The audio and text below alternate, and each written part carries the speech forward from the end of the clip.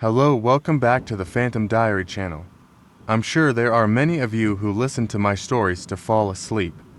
Before we start, I'd appreciate it if you leave a like and subscribe to the video and write the number of the story in the comments that you thought was the scariest. So let's go. It was just another weekend trip. One of those spontaneous plans made when life started to feel suffocating. My friends and I decided to head out to a small, abandoned amusement park that had been closed for decades. It was the kind of place that was spoken about in hushed tones. A rumor passed around at bars and campfires, but none of us truly believed it was haunted. We were there for the thrill of the unknown, to see if we could convince ourselves the old legends were true. We arrived just before sunset, the fading orange light casting long, twisted shadows over rusting rides and crumbling ticket booths. The entrance, a once vibrant arch with peeling paint, seemed to grin at us, daring us to step inside. With flashlights and a mixture of nervous excitement, we ventured in.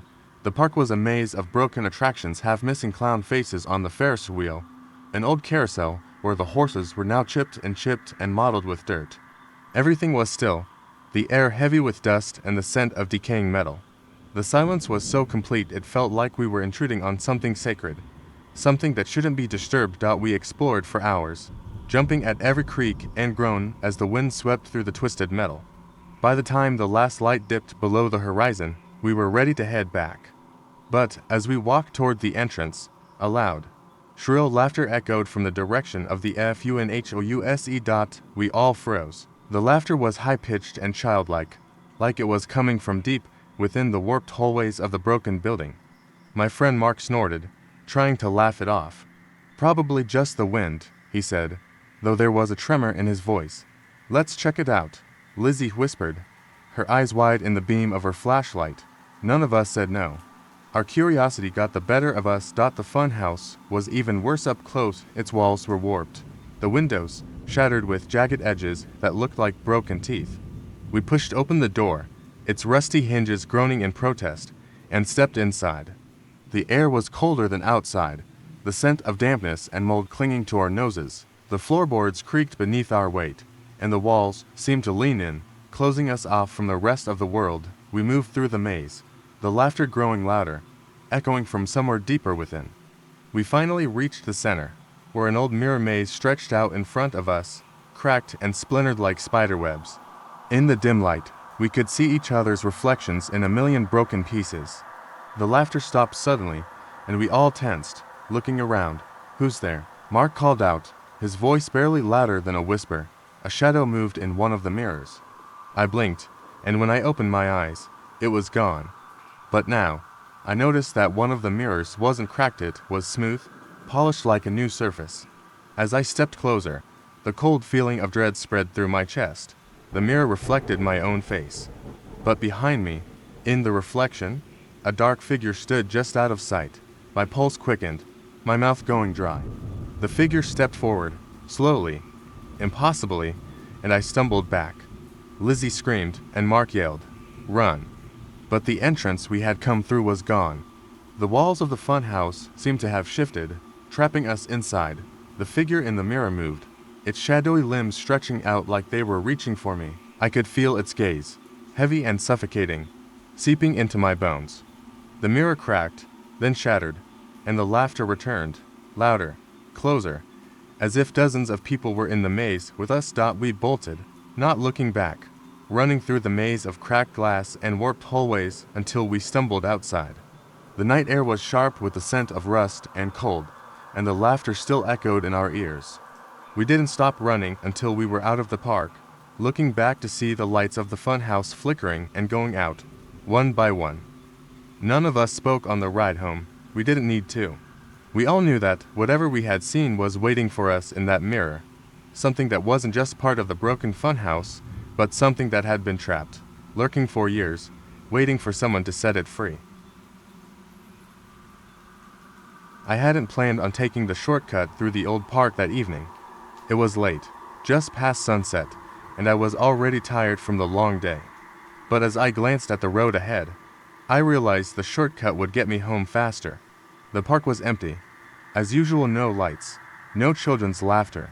Nothing to break the silence of the early evening. The path was narrow, bordered by overgrown bushes and the skeletal branches of old trees. I pulled my jacket tighter around me and kept my eyes on the path. It was peaceful, almost peaceful. The air was heavy with the scent of damp earth, and the only sound was the crunch of leaves underfoot. That's when I heard the first noise, a soft, rhythmic thumping. I stopped, heart clenching. It came from deeper in the park, a few yards off the main path. At first, I told myself it was just an animal, but then it grew louder, a thudding that seemed to pulse in time with my heartbeat. I hesitated. I could turn around, go back to the road, but the thumping was joined by another sound, faint but unmistakable, a child's giggle. It was high-pitched and cheerful, like the kind of laugh that would echo through a playground, but there were no children in the park. I knew that as surely as I knew my own name. I forced my feet forward, telling myself I was just imagining things. The thumping continued, and the giggle grew louder. I passed an old, rusted swing set, its chains creaking as if moved by an unseen hand. My breath quickened as I caught a glimpse of movement from the corner of my eye. I turned, and for a moment, I saw a figure small, dressed in white, standing at the edge of the woods. Its face was obscured by a curtain of hair. I didn't stop to think. I ran. I ran like I was being chased, the echoes of my footfalls mingling with the sounds behind me. The thumping had turned into pounding, a sound that seemed to follow me, no matter how fast I moved. I broke out of the park and onto the road, panting, my chest burning. The streetlights flickered on, casting their orange glow on the pavement. I dared a glance behind me, half expecting to see the figure from the woods. There was nothing, only the empty path winding through the park. When I reached my street, I didn't stop to check my mail or even look around. I dashed into my house, locked the door, and pushed a chair against it just in case. I stood there, trembling, telling myself it was just a bad dream, that the park was empty, that I was safe. The silence in the house was thick and absolute. But then I heard it again, the soft, rhythmic thumping, coming from outside my window. I looked out, heart slamming into my ribs, and there it was. The figure from the park, standing in the yard, staring at me. It tilted its head, and a smile spread across its face, a smile so wide, so impossibly twisted, that I felt sick. I backed away from the window, my fingers fumbling for my phone. But the thumping came again, louder this time, as if the ground itself were shaking. I glanced at my reflection in the glass, and for just a moment, I saw not my own terrified face, but that of a child, eyes wide and filled with dread. Then the window shattered. I don't remember running or what happened to that. I only know that the thumping, the giggling, and the figure were gone when I came to my senses, sprawled in my living room, the cold night air biting at my skin. The police found nothing when they came. No broken glass, no evidence of anyone in the yard. Just an empty house and a story I would never tell. Not because I was afraid people wouldn't believe me, but because I knew, deep down, that the next time I heard that thumping, it would be much, much closer. I had never been to the beach during the winter, but that evening, something about the idea of being by the ocean called to me. The sea had a strange, restless energy, even more so when it was cold and gray. I drove down to the shore, the headlights of my car slicing through the swirling fog. There were no other cars in the parking lot, no chatter of people, only the sound of waves crashing like they had a secret to tell. The first thing I noticed was how still everything was. The air felt heavy, almost like it was holding its breath. I stood there for a moment, the damp wind biting at my skin, before I began my walk along the edge of the water. The sand crunched under my boots, wet and cold. As I walked, I kept hearing a sound, a rhythmic, faint thumping that didn't belong to the waves. It was as if someone was knocking on the sand itself, a deep, hollow sound that seemed to come from beneath.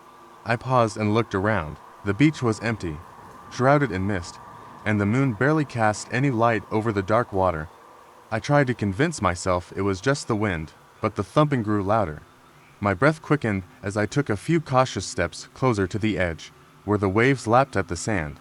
That's when I saw it, a figure in the water, dark against the gray, moving with the tide.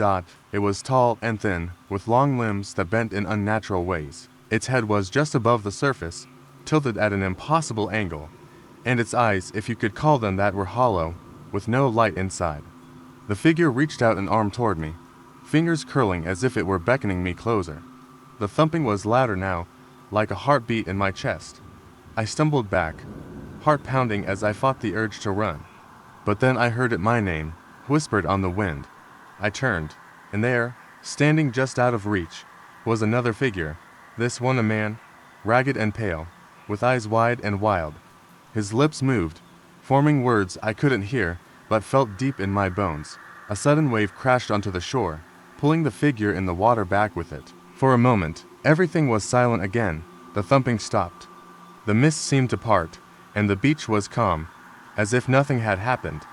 But the man was still there, watching me, his eyes wide with terror and warning. I forced myself to move, turning and running back to my car. My legs felt like lead, but I couldn't stop. I could still hear the sound of thumping behind me, growing fainter as I put more distance between myself and the shore. The cold air burned my lungs, but I didn't dare look back, not until I was safely inside my car, windows rolled up, engine running. I glanced in the rearview mirror and saw the figure standing on the edge of the water, its head tilted as if it were listening for something. And then, with a sudden motion, it disappeared, leaving behind only the silence of the darkened beach. I didn't go back to that beach, not even in summer. But sometimes, when the wind is just right and I hear a thumping, I close my eyes and hold my breath, wondering if it's the sound of the sea or something else, something that calls me back to the place where it waits. The late summer night was sticky with heat as I walked home from the corner store, a bottle of cheap soda in one hand and the other swinging at my side. It was just past 11 p.m., and the neighborhood was quieter than usual. The street lamps flickered like they were struggling to stay alive, casting pools of yellow light that barely reached the sidewalk. I had always loved this part of town. Old, sprawling trees lined the streets, their thick, gnarled branches creating a canopy of darkness. But tonight, that darkness felt alive, as if it had eyes that watched and waited. I turned down my street, the houses shadowy sentinels with shutters like watchful eyes. It was then that I heard a soft, rhythmic thumping that seemed to come from the direction of the old school building at the end of the block. The building had been closed for years, ever since the fire that charred its wooden walls and left the whole place an empty shell. They said it was haunted, though I dismissed those stories as kids' tales. But that thumping sound made me stop. It was a dull thud, like someone was tapping a wooden stick against the wall. I glanced at the school, its silhouette dark against the inky sky, and felt a chill crawl up my spine. My feet moved before I could think, carrying me across the street and toward the broken iron gate that led into the schoolyard. The thumping grew louder as I stepped inside. It echoed against the cracked concrete, a steady beat that seemed to pulse with a life of its own. I walked slowly, eyes darting to the windows that had long since been boarded up, every creak of the old boards under my feet sounding like a shout in the silence. As I reached the building's front steps, I noticed the air had shifted. It felt colder, like a breath of winter had blown through the cracked bricks. I hesitated. My breath caught in my throat, but then the thumping stopped, dead silence. My pulse quickened, and I took a step back. Then I heard a faint voice, whispering, and though it was soft, it cut through the stillness like a blade. Leave. I froze, eyes wide as I searched the shadows for movement. But the yard was empty. No hint of life. No sign of who or what had spoken. The voice was so close, yet there was no one there. A sudden, sharp crack split the air, and I spun around to see one of the wooden boards on a window shutter as if hit from the inside. The voice came again, now louder, clearer. Leave now. I stumbled back, nearly tripping over a loose piece of brick. The whispering was joined by the sound of feet, dragging in the dirt behind me. They moved slow, heavy, and the scrape of fabric on concrete made my skin prickle. I glanced over my shoulder, but there was nothing, no figure, no silhouette. I needed to get out of there, but my legs felt like lead. I turned and ran, sprinting down the street as fast as I could. The thumping resumed, pounding behind me like a drumbeat, growing louder and closer with every step. I dared not look back. I didn't stop until I was safely back on my porch, slamming the door behind me and locking it with shaking hands. The street was empty, the houses dark, but I could still hear the faint thumping, now muffled, like it was coming from somewhere deep in the distance. I was about to breathe a sigh of relief when the whisper came again, this time from inside my own house. Leave. I spun around, the bottle of soda slipping from my fingers and shattering on the floor. There, in the hallway, a shadow stood, taller than any man I'd ever seen, but with limbs that moved like they were made of thin, broken twigs. It tilted its head, and its eyes to deep, hollow pits locked with mine. The thumping started again, echoing from the empty rooms of the house. It was never the school, it had been following me all along. I've never been one to take risks. I'm the type who reads the safety labels on everything, who double-checks the brakes on my bike before I ride. But when my friends invited me to go stargazing in the open fields beyond the town, I couldn't say no. The moon was full, and the sky was clear. It felt like the perfect night for something different. We drove out to an abandoned farm that had been empty for years, where the city lights couldn't touch us.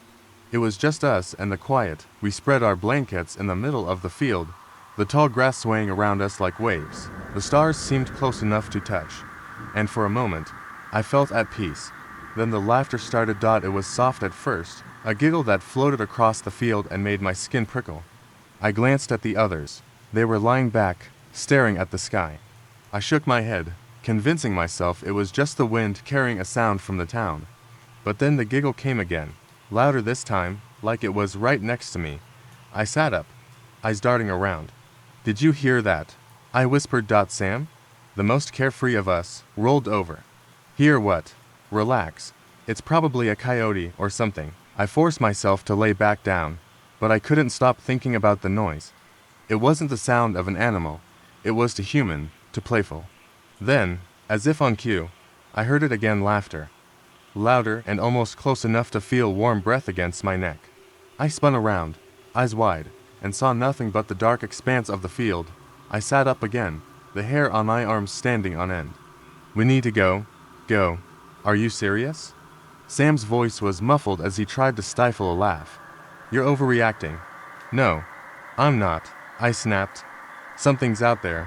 A hush fell over the group, and for a moment, I thought they were going to laugh me off. Then Mary's voice, small and tremulous, broke the silence. I saw someone. I glanced at her, my chest tightening. What? Where? She pointed to the edge of the field, where the tall grass swayed. There, at the limit of the moon's pale light, I saw a shape. It was small, almost childlike, but hunched forward like something was wrong with its back. It stood still, watching us, the grass shivering with each step it took toward us. I grabbed Sam's arm. We need to go. Now. The others scrambled to their feet, fear spreading like a disease. The figure continued to approach, slow and unsteady, its head bobbing oddly as it moved. Then, as we turned to run, we heard the giggling again, louder, as if mocking us. The field seemed endless as we ran toward the road, the sound of laughter pounding in my ears. Behind us, the figure burst into motion. It moved faster than anything human should be able to, zigzagging through the grass with an unnatural fluidity. I dared a glance back and saw its face pale, with wide, dark eyes that seemed to stretch beyond what a human face should be able to do. Its mouth twisted into a grin that should have been impossible, split from ear to ear. Adrenaline shot through me as we reached the road, the distant rumble of approaching headlights promising safety. We piled into the car, gasping and shaking as Sam threw it into gear, and we sped away, the field receding into darkness. I don't know how we survived. But I do know this. I never went back to that farm, not even to look at it from the road. And I never went stargazing again. But sometimes, when I close my eyes, I still hear that giggle, and I know it's waiting for me to come back. The sun had barely set when we pulled up to the abandoned amusement park. My friends and I had been searching for a thrill, a break from the mundane, and we had found it in the form of this long-forgotten place that was rumored to be haunted. Rusted Ferris wheel, peeling paint, and the creak of the roller coaster as it swayed in the wind. It was everything we wanted for a night of adrenaline and stories to tell. Or so we thought. As soon as we stepped through the entrance, the world seemed to tilt. The air smelled of dust and rusted metal, a sharp contrast to the sweet, overripe scent of the cotton candy machine that sat in the middle of the square. The remains of a merry-go-round stood crooked, its horses missing legs, as if they had been hastily torn from their posts. It was a scene pulled straight from a nightmare. We ventured deeper into the park, our laughter echoing off the warped concrete pathways. The merry-go-round was the first ride we dared to touch. The faded music box inside still winded, a single note stuck on loop. When I reached out to touch the unicorn's chipped horn, a chill crawled up my spine, and the air seemed to press against me, heavy and unnatural. "Don't tell me you're scared already," Sarah joked, nudging me with her elbow. I rolled my eyes, but the moment she laughed, it was swallowed up by the sudden screech of metal dot. We spun around, searching for the source. Nothing. The Ferris wheel loomed over us, its gondola swaying, though there was no wind. I couldn't shake the feeling that we were not alone. A sound like children giggling drifted through the night, so faint I wondered if I had imagined it. "All right, let's check out the haunted house," Chris said, pointing to the old building with cracked plaster walls. We made our way to it, the narrow path lined with weeds that clawed at our shoes. Just as we reached the door, it swung open with a loud thud, as if inviting us inside. "Welcome," a voice whispered. The three of us froze. The voice was low, almost mechanical, but unmistakably human. "Who's there?" I called, trying to keep my voice steady. The only response was silence. We exchanged glances before Sarah stepped inside, the rest of us reluctantly following. The air grew colder as we moved through the dusty hall, the silence punctuated by the creaks and groans of the wood. I turned my flashlight on, sweeping it across cracked walls and broken mirrors. Reflections stared back at us, but something in them didn't feel right. One of the mirrors showed a version of Sarah with her eyes wide open in terror, as if seeing something that wasn't there. "Did you see that?" I whispered, my voice cracking. "See what?" Chris said, turning toward me with a forced smile. The next room had a broken clown statue that was half buried in the floor. Its grin was painted in sickly yellow and green, and its eyes, once bright, were now dull and hollow. It seemed to watch us as we moved past Dot. As we approached the exit, the door slammed shut behind us. We jumped, spinning around to see the hallway behind us was now filled with mist, the air impossibly cold. Then we heard it again, a giggle. A child's giggle. "Let's go, now," Sarah said, trying to push past Chris, who was frozen, staring into the dark. The giggle turned into a whisper, and then, like an echo, the whispers multiplied, filling the hallway with a chorus of voices. "Leave," they said. "Leave now." We all broke into a run, stumbling over each other as we tried to get out. The door creaked open on its own as we barreled through, panting and wild-eyed. As we stumbled outside, the wind picked up, and the old amusement park seemed to shudder, as though exhaling a long-held breath. We didn't stop running until we were back in the safety of the car, the park behind us like a shadow waiting to pull us back in. But as I glanced in the rearview mirror, I saw them. Dozens of pale, ghostly faces peering out from the broken windows of the haunted house, eyes wide, mouths agape in silent screams. The giggles followed us as we drove away, fading into the night, but they would never leave my mind. I was never one for nature. I didn't see the appeal of camping, roughing it in the woods, or being disconnected from my creature comforts. But when my friends suggested a weekend getaway at a remote, lakeside cabin, I felt like I had to go. It was a chance to reconnect with them, escape our busy lives, and experience something new. Or so I thought. The cabin was nestled at the edge of a small mountain lake. From the moment we arrived, the air felt heavy, thick with the scent of pine and something else, something sweet and almost sickly, that first night. As the sun dipped behind the trees and the lake became a sheet of glass, the sense of unease started to creep in. We sat around the campfire, telling stories and roasting marshmallows. The dark pressed in around us, the forest seeming to move and shift with each gust of wind. I laughed along with the others, but my nerves were frayed, and I couldn't shake the feeling that we were being watched. We turned in early, but I woke up just before midnight. The cabin was deathly quiet, the only sound the soft lapping of water against the shore. I shifted in bed, trying to go back to sleep, when I heard a faint, rhythmic thumping coming from the direction of the lake. I sat up, straining to hear. The thumping grew louder, like someone or something was walking through the water. My heart began to pound, and I reached for the flashlight on the bedside table. I stood and moved to the window, hesitating for a moment, before pulling the curtains aside. A shape moved at the edge of the lake, just barely visible in the moonlight. It was tall, impossibly thin, with limbs that seemed to bend and twist in unnatural ways. Its head was tilted back, and its mouth was open wide, emitting that thumping sound, like a heartbeat echoing in the stillness. I staggered back from the window, the flashlight falling from my grip. It landed with a soft thud, rolling until it was out of sight. My pulse raced, and I struggled to breathe. The figure moved toward the cabin, its limbs bending at impossible angles. The thumping grew louder, accompanied by a slithering sound, as if the thing was dragging itself across the ground. Before I could process what I was seeing, a sudden, sharp knock rattled the door. I froze, my body locked in place as my friends gradually called out from their rooms, asking if I was okay. The knocking stopped, and an icy wind swept through the cabin, extinguishing the last of the candles. I whispered to my friends, telling them to stay inside and stay quiet. I crept toward the front door, peering out through the gap in the wooden slats. The shape was no longer by the lake. It was at the porch, standing still, its twisted limbs bent in impossible ways, as if it were listening.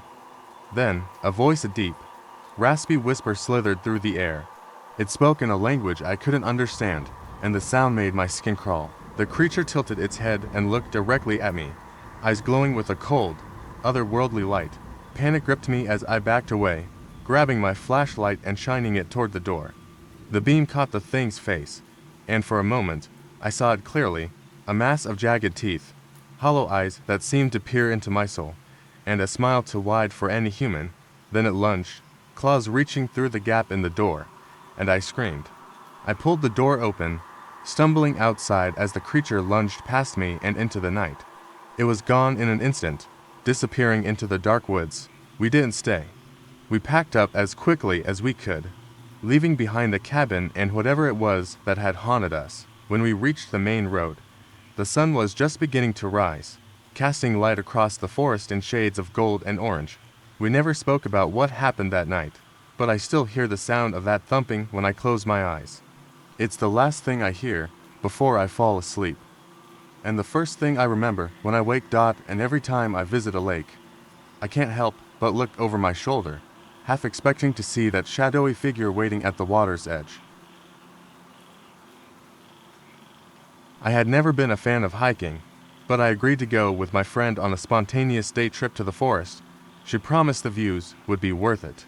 We packed a few snacks, filled our water bottles, and set off before dawn, the crisp morning air stinging my cheeks. As we climbed the narrow trail, the woods were dense, the trees towering over us and blocking out the sky.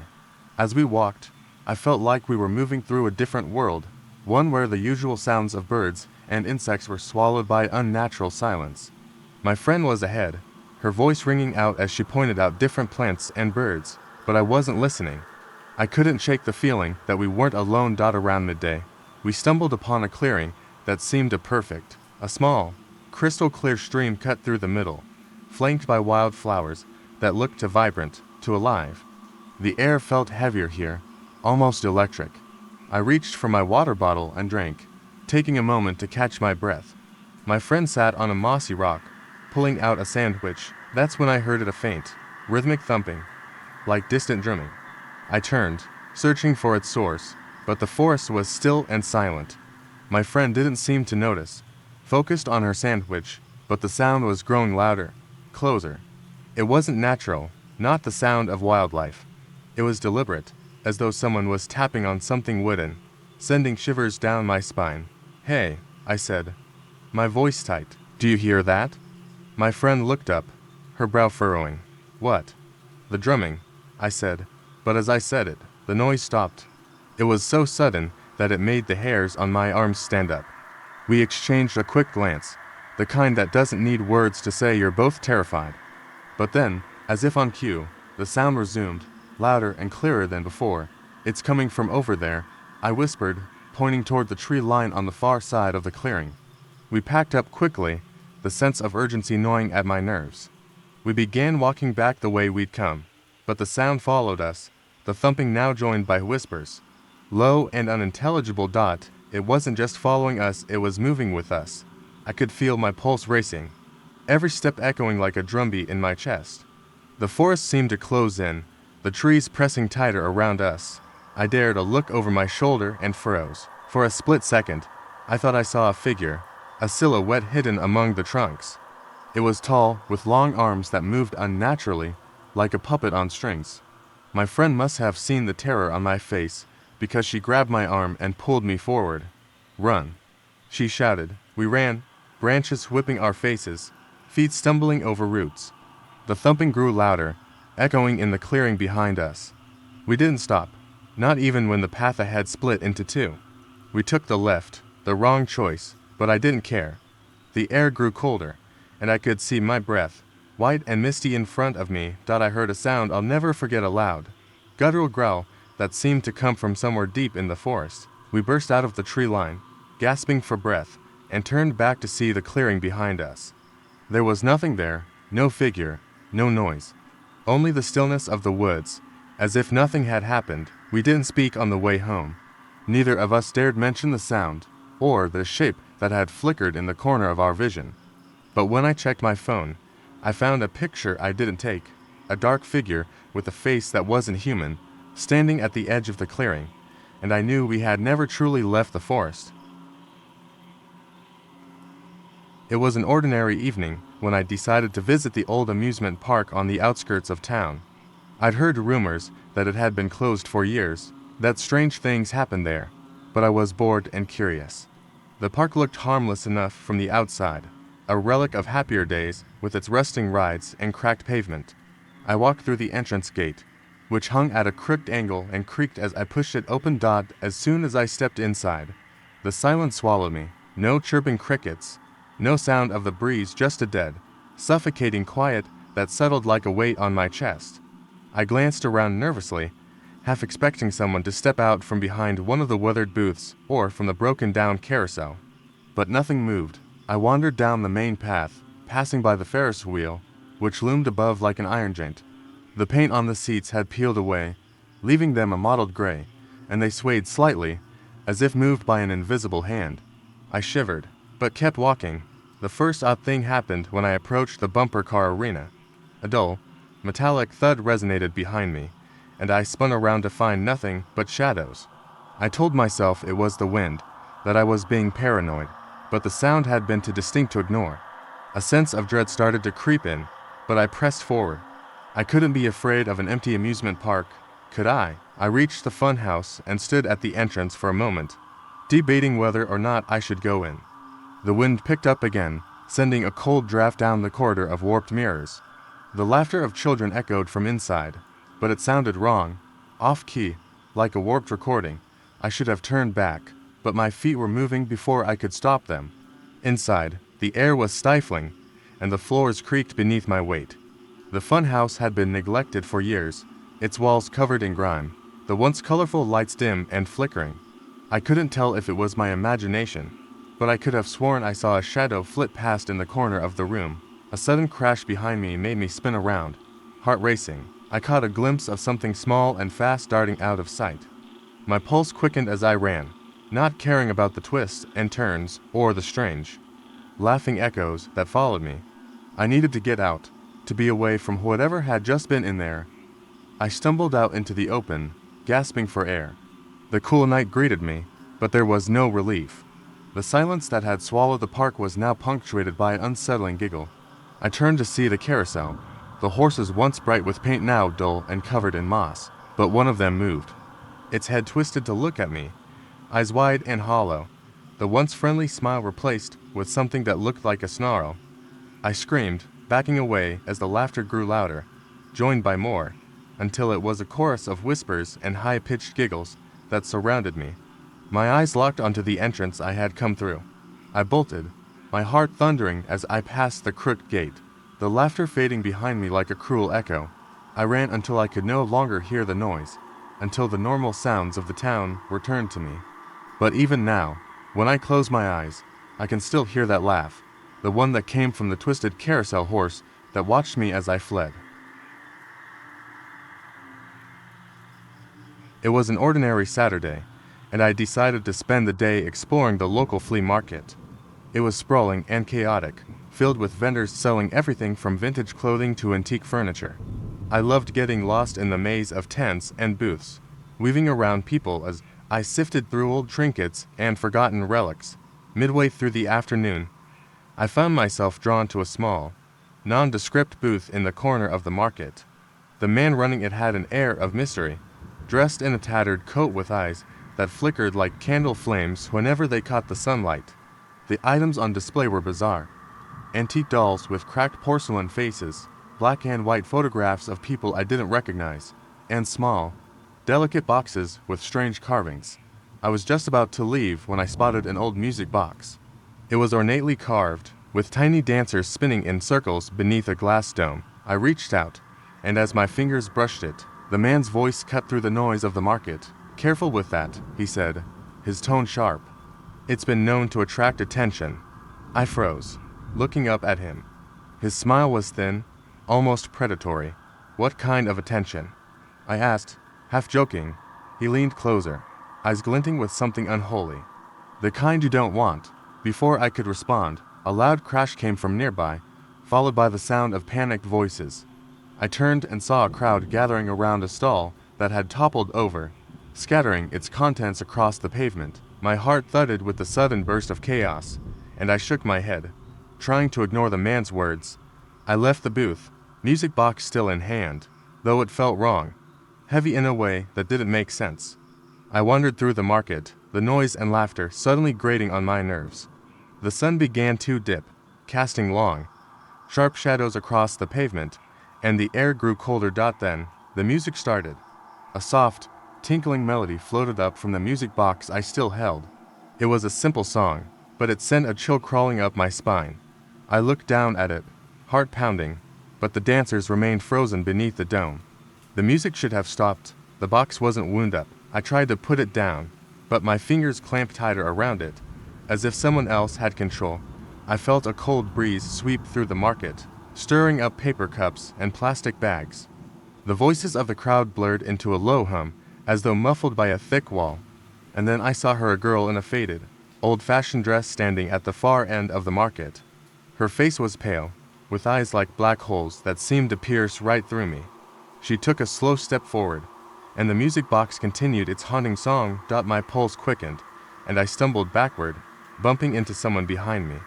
I whirled around, but the market was empty, save for me and the girl who now stood only a few feet away. The air grew colder, a sharp, biting chill that turned my breath to fog. I took another step back, but the girl's head tilted slightly, a cruel grin spreading across her face. A voice, thin and chilling, echoed inside my mind, "Play with me."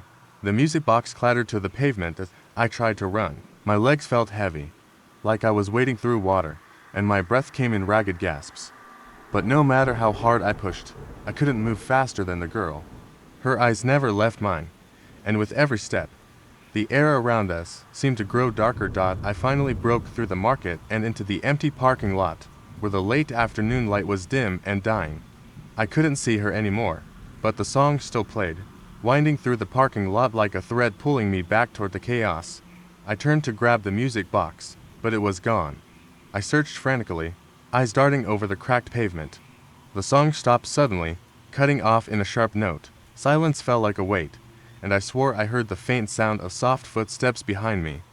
I spun around, but the market was empty.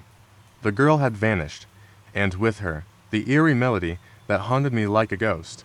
That was the last time I went back to that flea market, and the last time I ever heard a music box play.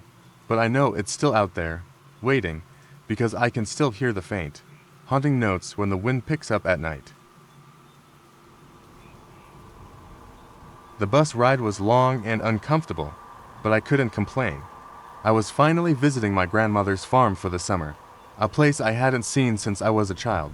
My parents said she had been lonely, so I decided to take a break from my busy city life and spend the next 2 weeks out in the open fields. The bus dropped me off in front of the weathered farmhouse, the wood painted appealing red that clashed with the green of the fields. I smiled, inhaling the crisp, dry air, trying to drown out the nagging feeling that I was forgetting something important. Grandma was waiting for me on the porch, Her hair was white, her smile wide and welcoming. We hugged, and she took my bags inside. The first few days were idyllic. Long walks through the meadows, fresh milk from the cows, and evenings spent on the porch as the sun sank into a horizon of tall, whispering corn stalks. But as the days wore on, I noticed the odd things. At night, when the world was dark and silent, I would hear a faint tapping sound, like a pebble hitting the window. I'd wake up, heart racing, and see only shadows in the moonlight. Grandma assured me it was just the wind, or the old house settling, but I didn't believe her. It wasn't just the tapping, there was something else. Something moving in the fields, just beyond the reach of the porch light. One night, I woke to the sound of footsteps crunching on the gravel outside. I sat up, breathless, listening. The noise came closer, slow and heavy, until it stopped. My heart pounded. I slipped into my shoes and crept to the window.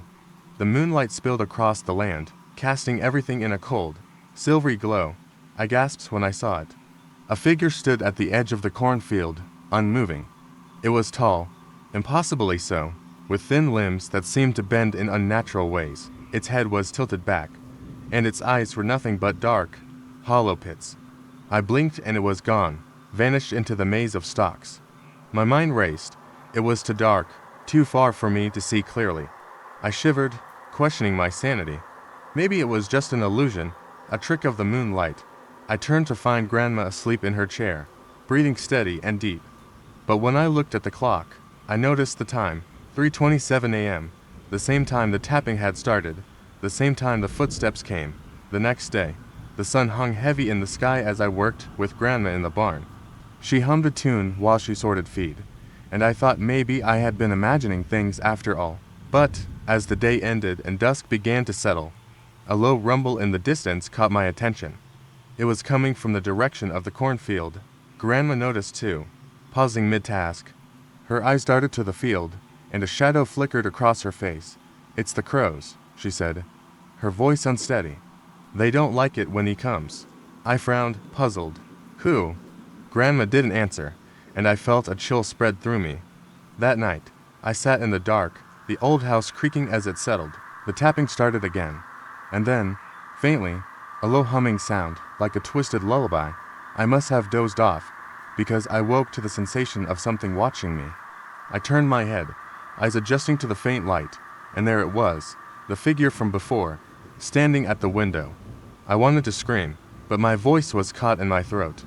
Its hollow eyes met mine, and it moved. Fingers splayed against the glass as if it were trying to press through. I scrambled out of bed, grabbing the nearest object, a heavy book, and threw it at the glass. The window shattered, and for a split second, the figure vanished. I ran to find Grandma. I found her at the kitchen table, staring out the window into the dark. She didn't turn to look at me, and when I approached her, I noticed her hand was pressed tightly against the glass, leaving behind a print I couldn't understand. It wasn't the mark of a human hand. "It's here," she whispered, eyes wide with a terror I'd never seen before. "And he's coming back." Suddenly, the sound of footsteps echoed outside. Not from the field, but from within the house. Slow, deliberate, right behind me. I didn't need to look. I knew I wouldn't like what I saw. The sun had barely set when we drove into the winding, narrow roads leading to the lake. My friends and I were headed out for an evening of fishing, a break from the city's noise and suffocating lights.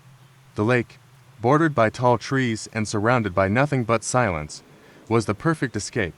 It felt like stepping back in time, to a place where people didn't exist except for us. We parked the old van by the shore, the gravel crunching beneath the tires, and got out to stretch. The smell of the lake hit me first, fresh, earthy, mixed with a hint of moss. It was peaceful, serene, almost too quiet. We set up our gear and started fishing, the water lapping gently against the dock. Conversation was light, punctuated by the occasional splash of a fish or a distant hoot of an owl. I leaned back, letting the breeze ruffle my hair, when I heard something else, a soft, rhythmic thumping coming from the woods behind us. I glanced at the others, but they seemed oblivious, engrossed in their own lines. "Anyone else hear that?" I asked, forcing a laugh to mask the tremor in my voice. "Probably just an animal," Mark replied, barely looking up. I wasn't so sure. The thumping grew louder, more distinct. It wasn't the kind of sound an animal would make. It was too regular, like footsteps or something dragging across the forest floor. I shifted in my seat, eyes darting toward the trees where the fading light couldn't reach. I heard a rustling and stiffened. A branch snapped, followed by a low, guttural sound. My friends, still unbothered, chatted about the fish they hoped to catch, but I couldn't focus. Every instinct screamed at me to run, but I stayed rooted to the dock, staring into the darkness. The air grew colder, carrying a sharp, metallic scent that made me gag. That was when I saw a flash of movement, too fast for my eyes to catch. The thumping stopped.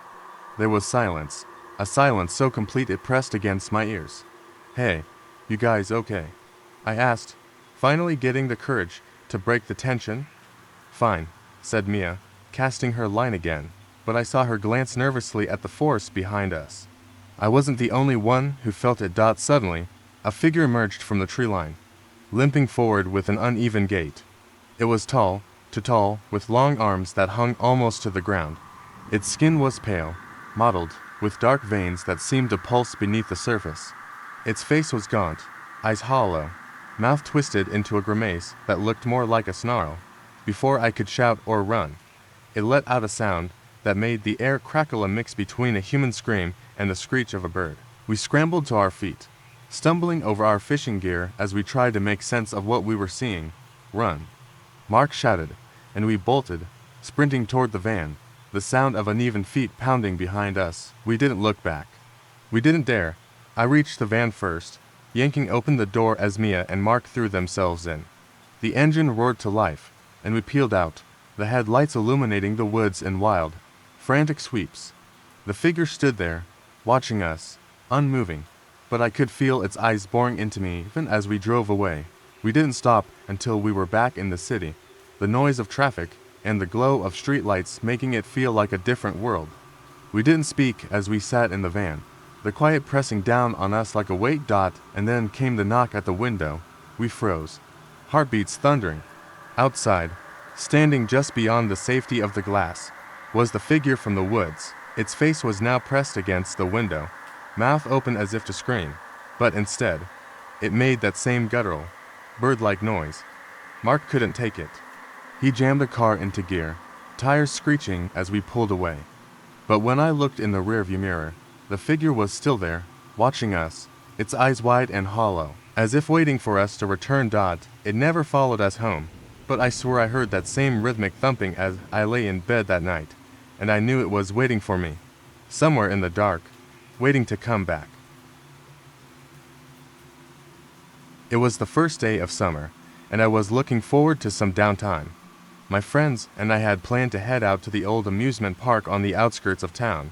It had been closed for years, ever since the accident that left half the rides twisted and rusting, but rumors swirled about it being haunted. That only made it more exciting. The sun was just beginning to dip below the horizon as we approached the entrance, a battered iron gate that stood crooked and barely held together. We pushed it open, the hinges groaning in protest, and stepped inside. It was strange. The place was eerily silent. No creaks of metal, no whispers of the wine, just the silence of a forgotten place. We walked down the cracked pavement, passing the toppled Ferris wheel that loomed like a skeleton against the orange sky. The ticket booth, now shattered and covered in ivy, looked like it hadn't been touched in decades. I could almost picture the cheerful voices and laughter from years ago, now swallowed by the emptiness.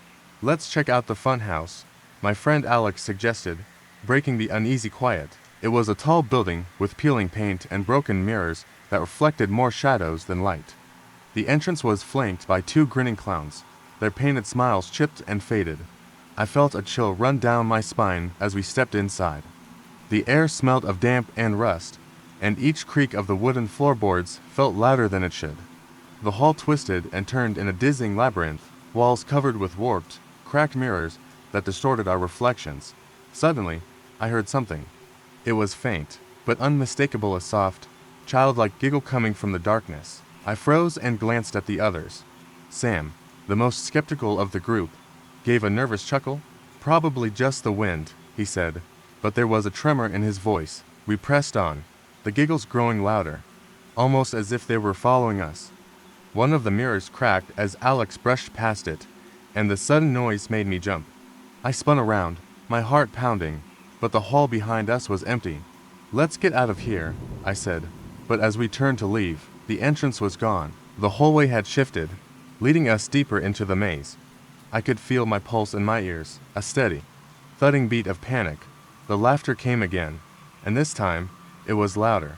It echoed around us, reverberating off the mirrors and walls, until it became a chorus of voices that seemed to press in on us from all sides. "Stop this," Sam said, his voice shaking. He reached out to touch the nearest mirror, and I could have sworn I saw a hand reaching back through it. It was pale, small, and covered in smudged, red paint that looked like blood. Before we could react, a child's voice whispered from the other side of the hallway. "Play with me." The air grew colder. I could see our breath, pale and foggy, swirling around us as if we were outside in the dead of winter. I grabbed Alex's arm, my eyes wide with fear. The mirrors reflected not just our scared faces, but dozens of small figures, their wide, empty eyes staring back at us, mouths stretched into cruel smiles. "Run," I managed to say, and we bolted. The hallway seemed to twist and shift, our footsteps echoing as we scrambled for an exit that kept moving just out of reach. Behind us, the laughter grew, a cacophony that turned to shrieks, small hands reaching out from the walls as if the building itself was trying to swallow us whole. We burst into the open air, gasping and trembling. The amusement park was quiet again, the dark now pressing around us. I dared a glance over my shoulder, and for a moment, I swore I saw a small figure at the entrance of the fun house, standing still, watching. It was a child, pale and hollow-eyed, its smile far too wide. "Let's get out of here," I said, and we ran, not daring to look back. The next morning, the news reported an inexplicable blackout at the old amusement park. They found the front gate smashed and the fun house completely empty. But as I sat in my room later, that day, I noticed something in the reflection of my mirror, small, pale fingers pressing against the glass, and a voice that whispered, "You didn't play with me." The sun had just set as I drove down the narrow, winding road that led to my grandmother's house. I had come to visit her for the weekend, a rare trip to reconnect after years of living in the city. The countryside was always eerie at twilight, with fields that stretched out like dark, restless oceans and rows of trees that seemed to watch me as I passed. My grandmother's house stood at the edge of a small, overgrown field, surrounded by clusters of wildflowers that seemed to move in the wind like they were whispering secrets. The air was still and heavy, tinged with the scent of damp earth. As I pulled up, the porch light flickered, casting shadows that rippled across the wooden planks. I stepped out of the car, the crunch of gravel underfoot sounding louder than it should have in the silence. The house seemed to sigh, its old wood creaking in protest as if it had been holding its breath. I knocked on the front door, and at the moment, my grandmother appeared in the doorway, a smile softening the deep lines of her face. "Oh, you made it," she said. Her voice was weak but warm, and she pulled me into a tight embrace. The first night was simple enough. We sat in the kitchen, ate homemade pie, and listened to the quiet hum of the night outside. The only sound was the occasional hoot of an owl or the rustle of leaves. But, as the clock struck midnight, I heard something that made me pause mid-bite. A faint tapping noise came from the direction of the back door. I glanced at my grandmother, who looked suddenly tense, her eyes darting to the hallway that led to the back of the house. "Did you hear that?" I whispered. She nodded, but her lips were pressed into a thin line. "It's probably just the wind," she said, though I could hear the tremor in her voice. I stood up and moved cautiously to the back door. The tapping was louder now, but there was no wind, no reason for it. My heart pounded in my chest as I reached for the latch and pulled the door open. Darkness met me, nothing but the field and the forest beyond.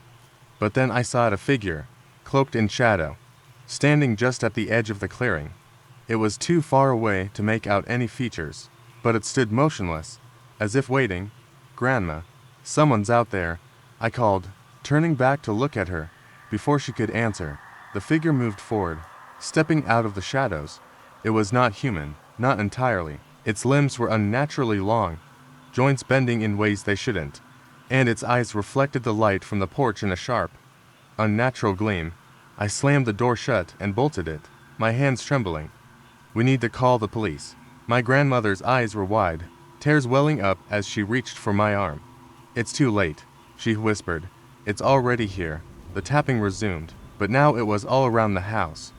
The walls groaned as though something heavy was pressing against them.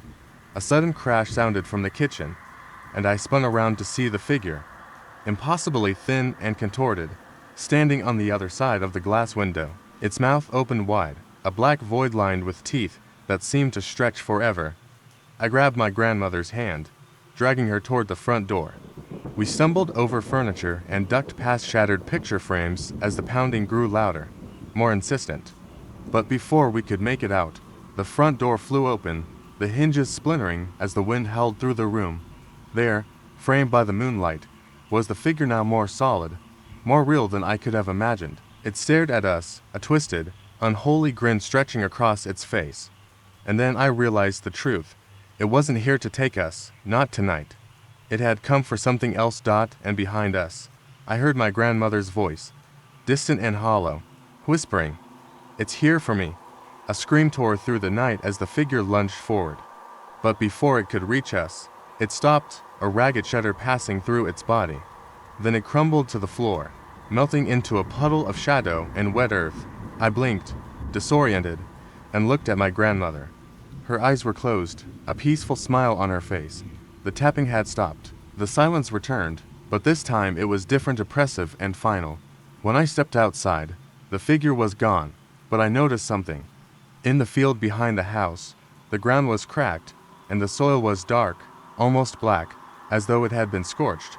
And in the moonlight, I swore I could see shapes forming, figures reaching up from the earth, waiting for the next visitor. I drove back to the city that night, heart heavy and mind reeling. The countryside was quiet again, but I knew better now. Some things are never truly gone. Some things are just waiting. It was supposed to be just a day trip, a last-minute plan to take my dog, Duke, for a hike in the hills behind my house. I'd been so caught up with work lately, barely having time to breathe, that this spontaneous adventure felt like the reset I needed. The air was crisp, and the early autumn leaves crunched underfoot as we made our way deeper into the forest. Duke was a big, happy mutt, bounding ahead as we walked. The trail narrowed, the trees arching over us and weaving together like they were trying to hold secrets. I laughed when Duke paused, his ears twitching. He was always so alert, but today, something seemed different. He glanced back at me, eyes wide and dark. "Come on, buddy. It's just the wind," I muttered, shaking off the unease. But when I turned back, I realized the air had grown still, suffocating even. The usual chirping of birds had stopped. The silence was oppressive, as if the whole world had paused just for us. A sharp snap, like a branch breaking, came from deeper in the woods. I stiffened, my skin crawling. Duke's hackles were raised, and he let out a low growl. I took a deep breath and whispered, "It's just a deer. Duke, relax." But my voice sounded too loud in the silence. We pushed forward, the trail barely visible now as the trees closed in. My phone buzzed in my pocket, breaking the tension. I pulled it out, grateful for the distraction. It was a text from my friend, Alex, asking how the hike was going. I was typing my response when I heard a faint, rhythmic tapping coming from behind me. Duke's growl deepened, a low rumble in his chest. I spun around, searching the gloom between the trees. There was nothing but shadows, nothing but that damn silence. The tapping stopped abruptly, replaced by a soft, chittering sound, like 1,000 tiny feet scrambling against bark. "Duke, let's go," I whispered, suddenly feeling the weight of the forest pressing down on me. I turned, starting back the way we came, but as I did, I caught sight of something, a figure standing still between the trees. Its limbs were too long, stretched in an unnatural way, and it watched us with eyes that reflected the sliver of light from above. Duke barked sharply and took off, charging down the trail as fast as his legs would carry him. I had no choice but to follow, my breath coming in ragged gasps as we ran. The path twisted and turned, the underbrush snagging at my clothes as I pushed through. I could feel it behind us, a whisper of movement and the chill of something unseen. My phone chimed again, and I grabbed it, nearly stumbling as I tried to see the screen. Alex had sent a second message. "Everything okay? You've been gone a while." Before I could respond, a deafening thud erupted from behind me, followed by a guttural screech that made my blood freeze. The air was thick with the smell of earth and something metallic. I dared a glance over my shoulder, and for just a moment, I saw it. The figure from before, only closer now, its mouth twisted into a grin full of jagged teeth and hollow eyes that seemed to drink in the light. I felt an icy hand grip my spine as I stumbled forward. The trail ahead looked familiar, a sign of civilization just up the way, a park bench and the edge of a clearing. I pushed myself faster, tripping over roots and rocks as the sound of footsteps behind me grew louder. Just as I reached the clearing, I heard the voice call out, raspy and unnatural, from the shadows, "You can't leave." I didn't stop.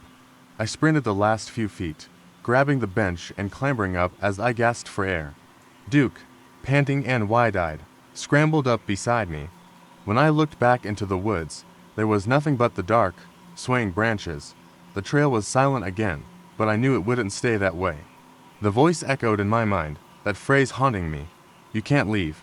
It was the last thing I heard before I turned and ran the rest of the way home, knowing that the forest behind me was watching, waiting, and that whatever had followed us out hadn't left. It started as a day trip. My friends and I decided to head to the old amusement park on the edge of town. It had been shut down for years, ever since a series of accidents forced the city to close it down. I don't know why we chose that place. Maybe we were curious. Maybe we just wanted to prove we were brave. But from the moment we stepped through the rusted gate, something felt wrong. The park was overrun with weeds and vines that clawed their way up the rusted skeletons of roller coasters and Ferris wheels. The painted signs were faded, peeling, their once cheerful colors muted by time and decay. It felt as if the place had been waiting for us, the silence broken only by the distant sound of crows cawing. We laughed it off, taking pictures and making jokes, but the laughter didn't reach my chest. I felt a chill every time I passed the cracked bumper cars, their paint chipped and dull, the seats torn. Something about them seemed familiar, like they were expecting me to get in. Then we made our way to the funhouse, its funhouse mirrors warped and dark. The entrance creaked as we pushed it open, and a draft of cold air washed over me. The inside was a maze of mirrors that seemed to stretch and bend, showing reflections that weren't quite right. I noticed my friends laughing as they walked ahead, their reflections bending in impossible ways, their eyes distorted and wide-eyed as I walked through. I stopped in front of a mirror that showed me, with a twisted smile and eyes far too big. My own face, staring back, seemed like it wasn't mine.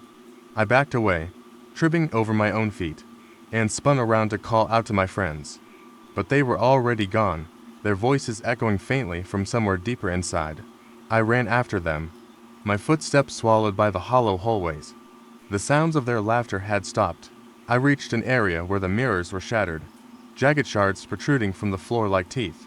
I stepped carefully, heart racing, and then I heard a slow, rhythmic tapping, like someone walking with heavy boots behind me. I spun around, my chest heaving, but there was no one there. A sudden crash reverberated through the funhouse, and I jolted. The sound came from the direction I had been heading. I pushed through the torn curtains and stepped out into the open air, gasping for breath. The sky had darkened, and the crows had grown louder, their caws echoing like screams. I scanned the park, looking for my friends. They were nowhere in sight, but then a shadow caught my eye, a figure, cloaked in something that looked like tattered fabric, standing under the Ferris wheel. It was too still, too quiet, and then I realized it wasn't just standing. It was facing me. The figure stepped forward, moving with an unnatural grace, its arms swinging too far as if disjointed. I stumbled back, tripping over an abandoned ride. I reached out, my hands scraping against the cold metal. I tried to push myself up. "Hey," a voice called out, sharp and familiar. It was my friend Jody. I turned, relief flooding through me as I saw her and the others running toward me. But when I looked past them, the figure was still there, unmoving, watching. Its face was obscured by a hood, but I could see a pale hand raised in a slow, deliberate wave. The others reached me, breathless, eyes wide. Jody glanced over her shoulder, and her face drained of color. "Did you see that thing?" she whispered. Before I could answer, the sound of the old roller coaster creaking filled the air, and the figure turned, slowly, as if pulled by some invisible force. We didn't stick around to see what happened next. We ran, the wind tearing at our clothes, the distant laughter of the funhouse echoing like a cruel joke. When we made it back to the car, we looked at each other, gasping, trying to process what we'd seen. The park loomed behind us, silent again, as if it had never been disturbed, but as we drove away, I glanced in the rearview mirror. The figure stood at the edge of the park, watching, with a small, twisted smile that I could never unsee. I was never a fan of the old, abandoned amusement park on the edge of town. It was more of an eyesore than anything, a relic from a better time, rusted and decaying. But on that day, with the sun low and the air heavy with the smell of rain, my friends convinced me to go. We wanted something different for once, and what better way to kick off the summer than exploring somewhere creepy? We made our way through the overgrown paths and cracked pavement, the chirping of cicadas growing louder as the sky darkened. The entrance was flanked by two massive, stone lions with chipped noses and vacant eyes. We pushed open the wrought iron gate, the hinges protesting with a screech that echoed in the silence. The place was a maze of forgotten rides. The Ferris wheel loomed over us like a skeletal giant, its seat swaying in the breeze. A bumper car track sat to the left, rusted vehicles tilted at odd angles. We wandered further in, laughing and daring each other to go deeper. It was around the funhouse when I noticed the first strange thing. A soft, metallic thud came from behind us, like someone had dropped a heavy tool. We all turned, but the path was empty, probably just a raccoon, Lisa said, brushing her hair behind her ear. But I felt it then, a presence, a tingle that ran from the back of my neck to my spine. I couldn't shake the feeling that someone, or something, was watching us. I glanced at my friends, but they were too busy poking fun at each other to notice. We pressed on, past a derelict clown stage where torn posters flapped like restless ghosts. The wind picked up, swirling around us and making the plastic banners snap like whips. Then, without warning, we heard a low, groaning hum that seemed to come from deep within the ground. "What was that?" Mark whispered, his voice shaking. Before anyone could answer, the ground beneath us shuddered. I stumbled, grabbing for the nearest rail. The whole park seemed to shift, as if a giant had taken a deep breath. And then, just as suddenly as it started, everything went still. "Let's get out of here," I said, my voice more urgent than I intended. But they didn't hear me. Their eyes were wide, fixed on the Ferris wheel. I turned to see what they were looking at and my blood froze. The wheel had moved. Just a fraction, but enough to send a shiver down my spine. One of the seats, a rusty bucket on the edge, creaked forward and backward like it was testing the air. And then, a child's giggle rang out. It was high-pitched and sweet, but it wasn't human. My breath caught in my throat as I turned back to my friends. "We need to leave now," I said, grabbing Mark by the arm, but he didn't move. He was staring at the clown stage where a small, shadowy figure stood. It had the shape of a child, but its limbs were too long and bent at unnatural angles. Another giggle, closer this time. I pulled Mark again, but he yanked his arm free and stumbled backward, eyes wide with terror. The figure on the stage came to life. It moved with the jerky, stuttering motion of a marionette, limbs twitching in a dance that felt both mechanical and alive. It was dressed in a faded clown suit, with patches that looked like they had been stitched with coarse, black thread. Its face was painted in a grotesque grin, eyes hollow and unblinking. "Get out," I screamed, grabbing Lisa and dragging her toward the exit. We ran past the bumper cars, the wind roaring behind us as the distant sound of a carnival organ started up, playing a broken, discordant tune. As we reached the gate, the childish giggle cut through the air again, louder, closer. I glanced over my shoulder one last time and saw a pale hand, fingers too long and tipped with dark nails, reaching out from the edge of the Ferris wheel seat. The night air felt sharp as we bolted through the gate, the iron bars clanging shut behind us. We didn't stop running until we were far from the park, the sounds of the organ still ringing in our ears. None of us spoke on the way home. When we looked at each other, We knew we had seen it, a glimpse of something that shouldn't be. A reminder that some places hold more than just memories. They hold echoes of things that should have been forgotten. And the park, with its twisted laughter and stilled rides, was far from abandoned. It was waiting. It was supposed to be a quick detour, a drive through the hills to cut down on the time it would take to reach my parents' house. The winding road was flanked by tall oaks, their branches tangled like the gnarled fingers of an ancient guardian. The sun was setting, painting the sky in deep reds and purples, and the distant rumble of thunder promised rain. I was alone, and as the road twisted upward into a shadowed pass, I felt an unsettling chill pass through the car. The road was deserted, not even a stray cyclist or a farmer's pickup, just me and the thickening darkness. The first sign that something was wrong came when I noticed an old, rusted sign by the roadside, half hidden by overgrown vines. It said, "Welcome to Hollow's End." I frowned. I had never heard of this place. The path seemed to narrow as I continued, the forest pressing in like a dark curtain. The engine sputtered, but I convinced myself it was just the old car. I turned the key, and after a few stutters, the car roared back to life. Then I saw them. A group of children playing by the side of the road, barefoot, their clothes tattered, their laughter hollow and piercing. They moved like marionettes, limbs jerking in rhythm to a music only they could hear. Their faces were obscured by shadows, but I could see the glint of their eyes, wet and reflective. I should have kept driving, should have floored the pedal and never looked back. But curiosity, that same force that got me into this mess, kept me glued to the wheel. I slowed the car, rolling down the window just enough to hear, "Come play with us," one whispered, its voice high and trembling, almost childlike, but not quite. I swallowed, heart pounding in my chest. "I'm not here to play," I muttered, my voice barely audible. The children stopped moving as one, and the silence stretched between us like a taut rope. Their heads tilted in unison, as if inspecting a rare specimen. Then they spoke together, their voices blending into a chorus that sent ice coursing through my veins. "Everyone plays with us." A sudden, bone-shaking wind howled through the pass, slamming into the car and rattling the windows. I jerked backward, pressing my foot on the gas, but the car refused to respond.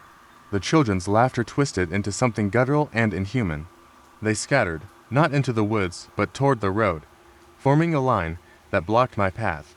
Their limbs bent in unnatural angles as they moved, their eyes wide and black as the night. "Leave," I screamed, panic clawing at my chest. The car shuddered, and with a burst of metallic groaning, it roared back to life, surging forward. The road blurred past as I drove, my eyes locked on the rearview mirror, expecting to see them in pursuit, but they were gone. Relief was short-lived. The rain began, first as a trickle, then a downpour so heavy I could barely see.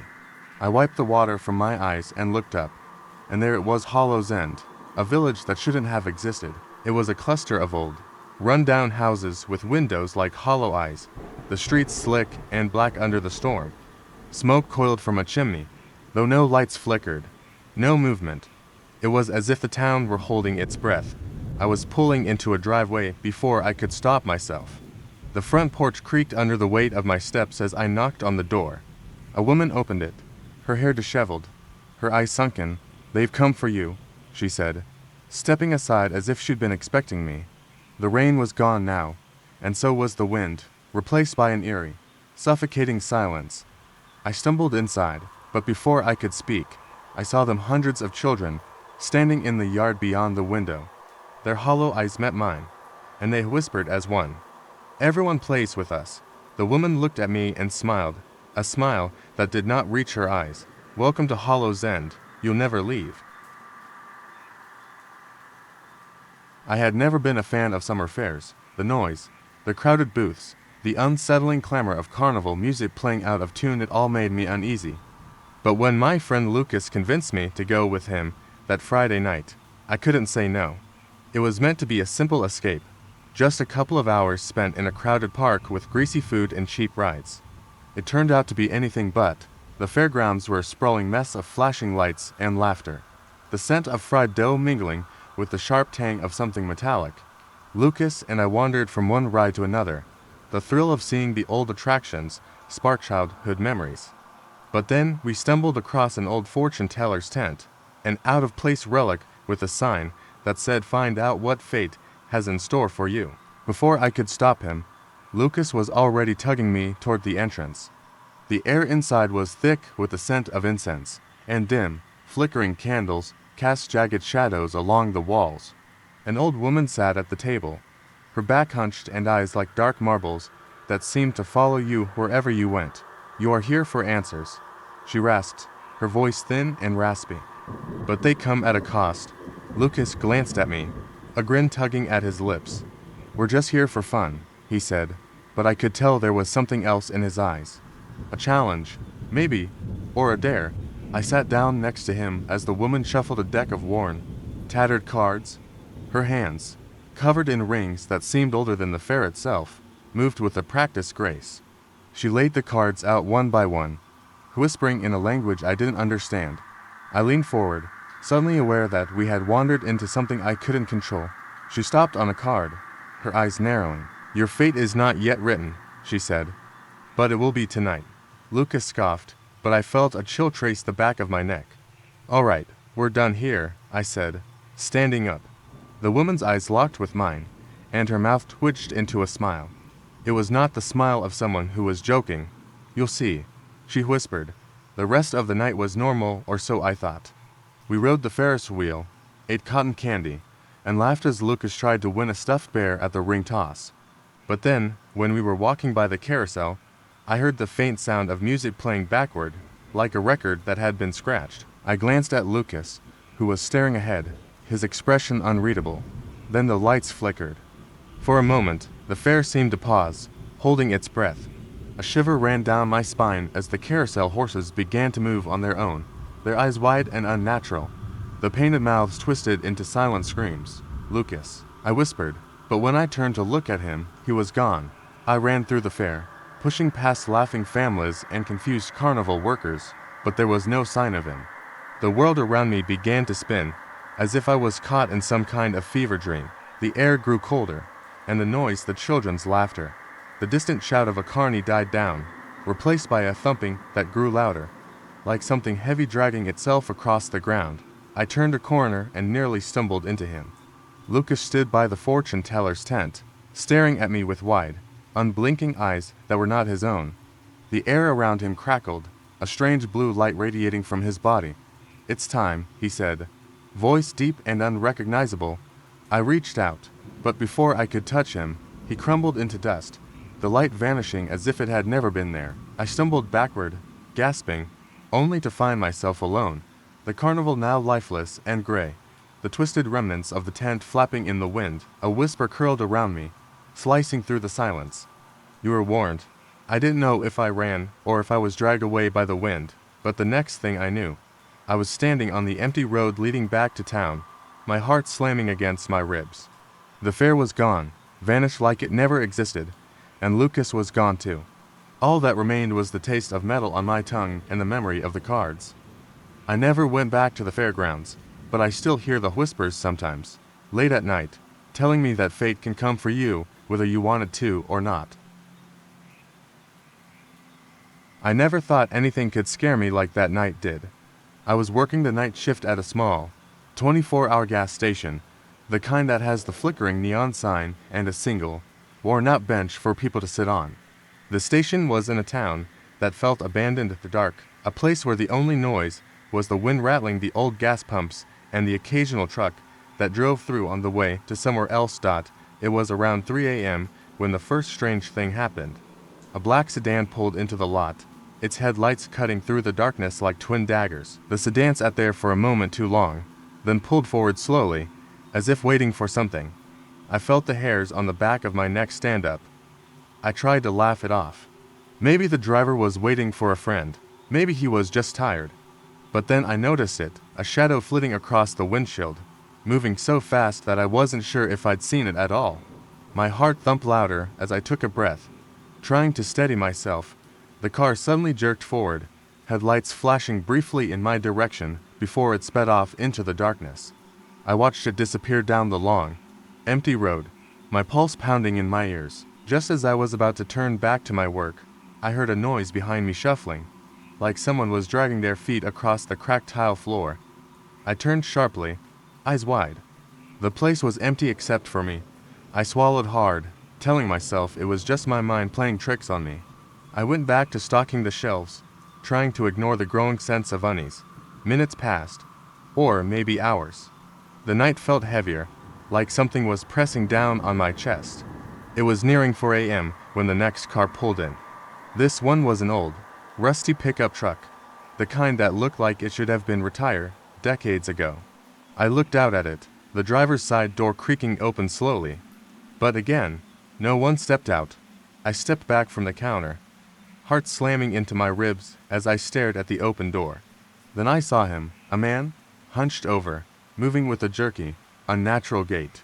He shuffled toward the door of the gas station, eyes locked on mine, and I realized too late that he wasn't alone. Behind him, in the shadows of the truck bed, I saw a second figure, its shape more like an elongated, cloud shadow than anything human. My hands went cold, and a shiver raced down my spine.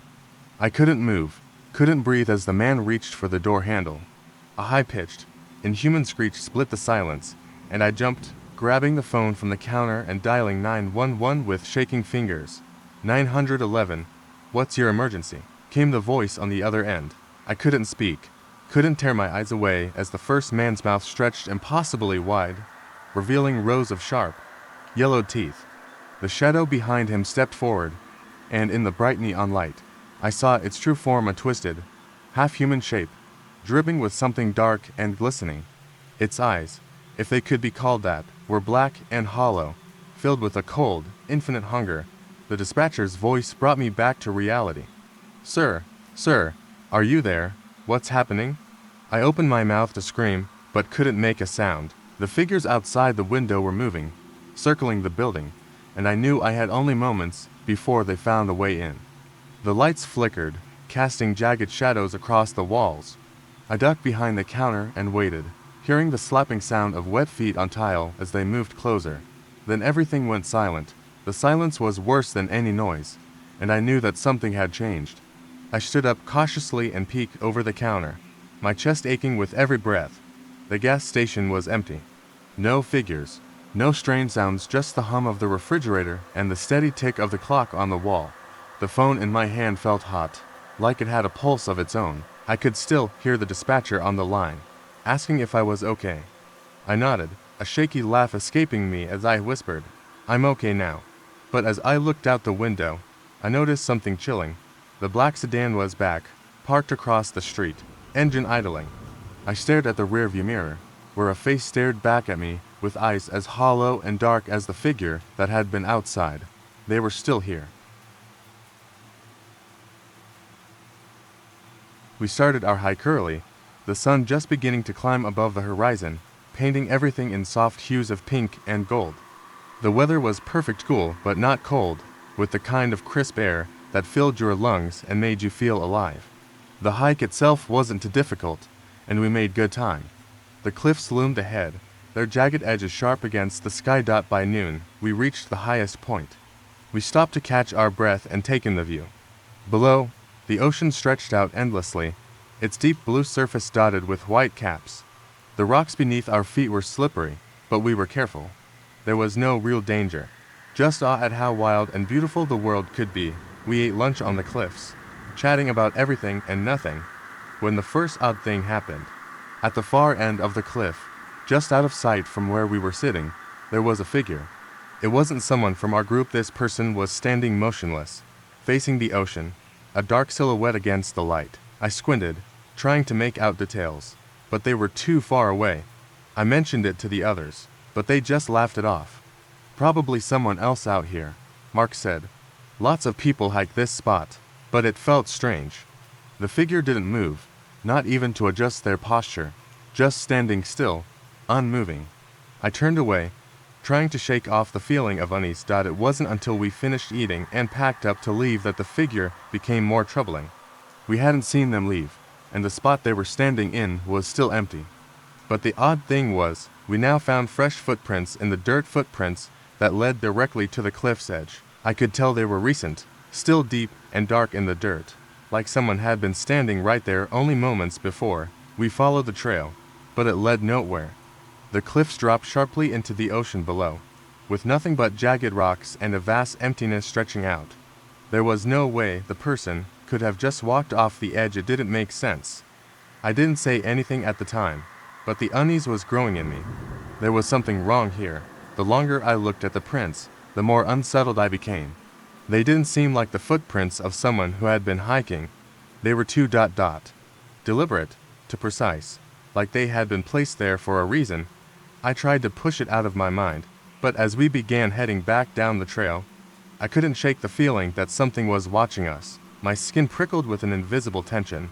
We continued, laughing and talking, but I kept looking over my shoulder. As the afternoon sun dipped lower, we began to make our way back toward the parking area. That's when I saw it again, the same figure. This time, they were not far from us, standing in the shadow of a large rock. Their back was to us, but I could see something clearly. They were holding something in their hands, something I couldn't identify, but it was too big and too unnatural to ignore. I stopped walking, and my friends turned to look at me. "What's wrong?" Sarah asked, her brow furrowing. "There's someone over there," I said, pointing. But when I looked again, the figure was gone. The space was empty. "Stop messing with us," Mark said, rolling his eyes. "There's no one there," but I was sure. I'd seen it clearly. My heart began to race. I wanted to leave, to get back to the car and drive far away from this place, but something made me stop. I wanted to believe I was imagining it, but deep down, I knew something was terribly wrong. We reached the parking area just as the sun was setting. It was a small, gravel lot with a single path leading to the main road. As we neared the cars, I heard a sound, a low, grating noise, like something scraping against stone. I turned around quickly, but there was nothing behind us except the dense trees and the empty, silent cliff. But then, I heard something else, a voice. It was faint, carried by the wind, but it was unmistakable. The voice was saying my name. I froze. It wasn't one of my friends. It was a voice I didn't recognize, soft but clear, as if it had been waiting for me to hear it. "Don't leave." I snapped around to face my friends, but they were already piling into the cars, unaware of the chill that had run down my spine. I didn't tell them what I'd heard. I didn't want to sound crazy. I just wanted to get out of there. We left the cliffs, the strange voice still echoing in my mind. The car ride back was quiet, everyone too exhausted to talk. But when I got home later, that night, I noticed something on my phone, a new notification, a picture. It was a photo of me, taken from behind, standing on the edge of the cliffs. But I was alone in the photo. The figure was nowhere to be seen. And then, I noticed something chilling in the background. There was someone else in the shadows, just out of view, watching me from a distance. The first time I saw the old man, I thought he was just a local, wandering through the market like everyone else. It was late afternoon, the sun a lazy disk in the sky, painting the city in hues of gold and shadow. I was at the open-air market, the kind with vendors yelling about their wares, hawking everything from fresh fruit to handmade jewelry. I always loved coming here. It was a small escape from the monotony of my life. He was standing by the flower stall, head bent, as if examining the petals. He was tall and thin, with a face creased into a labyrinth of wrinkles, eyes clouded and pale. When I caught him staring, I looked away quickly, my skin crawling. I shrugged it off. Maybe he was just an old man, lonely and curious. I didn't see him again until later, that evening when I was walking home, weaving through the narrow, cobbled streets. The sky had darkened, and the street lamps cast long, flickering pools of light across the pavement. As I passed an abandoned building, I heard the sound of shuffling feet behind me. I turned, and there he was, his pale eyes fixed on me, hands shaking at his sides. "Are you following me?" I called out, my voice firmer than I felt. He stopped, tilted his head, and said something so low I couldn't make out the words, but the way he looked at me sent a shiver down my spine, as if he knew something I didn't. I quickened my pace, heart thundering in my chest. The sound of his footsteps echoed after me until I reached the safety of the busy street where people still lingered, chatting and laughing. I dared a glance over my shoulder, but he had vanished. The next day, I woke up to a strange feeling, the air in my room heavy and suffocating. It was the kind of feeling that makes you check the locks on your doors, Make sure every window is secure.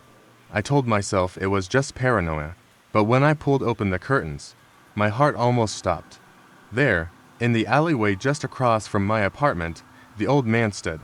He stared, unmoving, his eyes wide and hollow.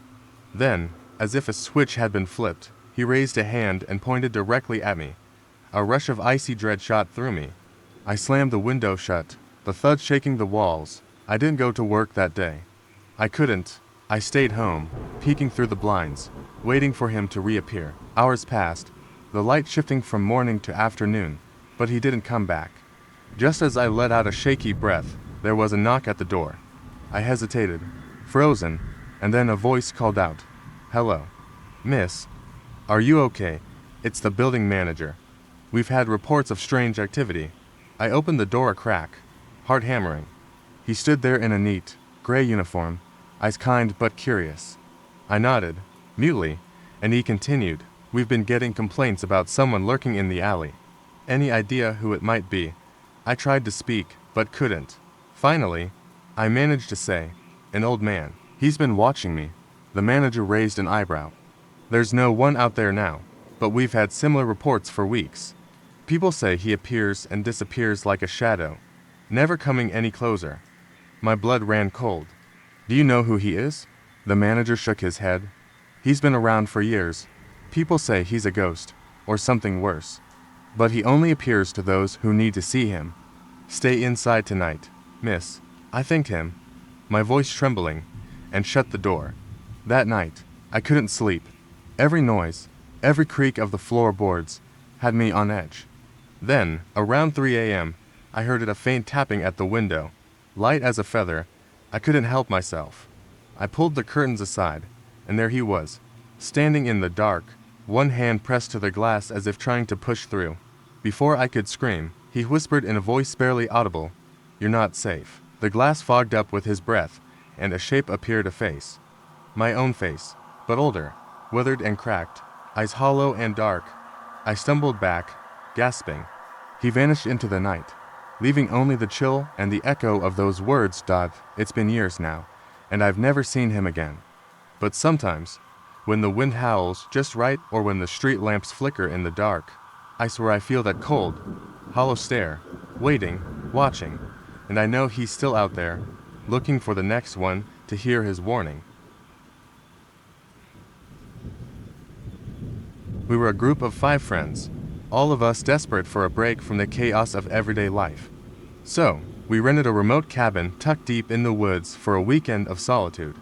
No phones, no distractions, just us, the trees, and the stars. It seemed perfect. The cabin was old, but charming, with wooden floors that creaked under our feet and a fireplace that crackled warmly in the living room. The first evening passed in a blur of laughter and drinks. As the sun dipped below the horizon, a chill settled over the woods, and the wind began to pick up. It rattled the windows and howled through the trees like a warning, but no one took it seriously. We were having too much fun. That night, after we'd gone to bed, I woke up suddenly. The air in the room felt heavy, as if something was pressing down on me.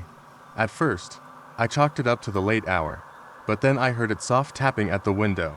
It wasn't the wind, it was too rhythmic, too deliberate. My heart began to race. I lay still, holding my breath, hoping it would stop. The tapping continued. Slowly, I got out of bed and tiptoed to the window.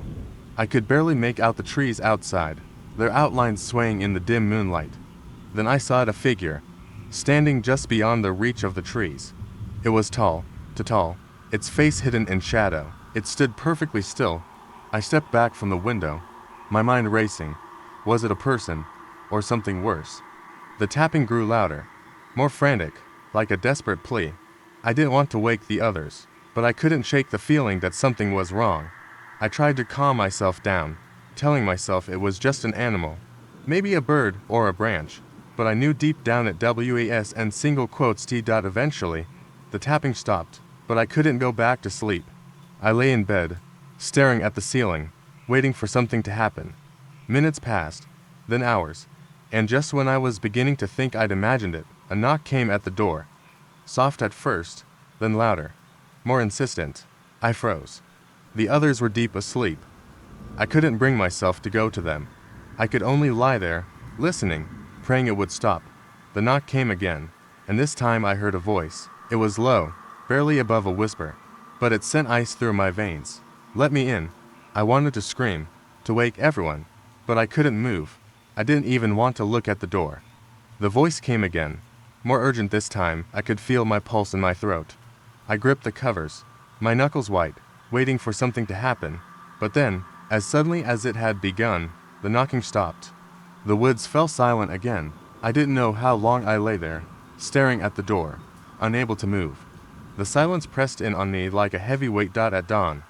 I crept out of bed, careful not to wake the others. The house was still and quiet.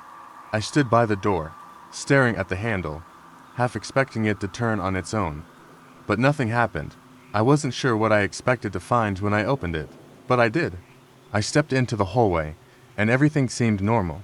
The house was unchanged, but I couldn't shake the feeling that something had been there with me. Something not human. When we gathered in the kitchen later, I told my friends what had happened. They all laughed it off, saying it was just my imagination. But then Sarah, one of the girls in our group, spoke up. Her voice was trembling as she described hearing soft whispers coming from the woods the previous night.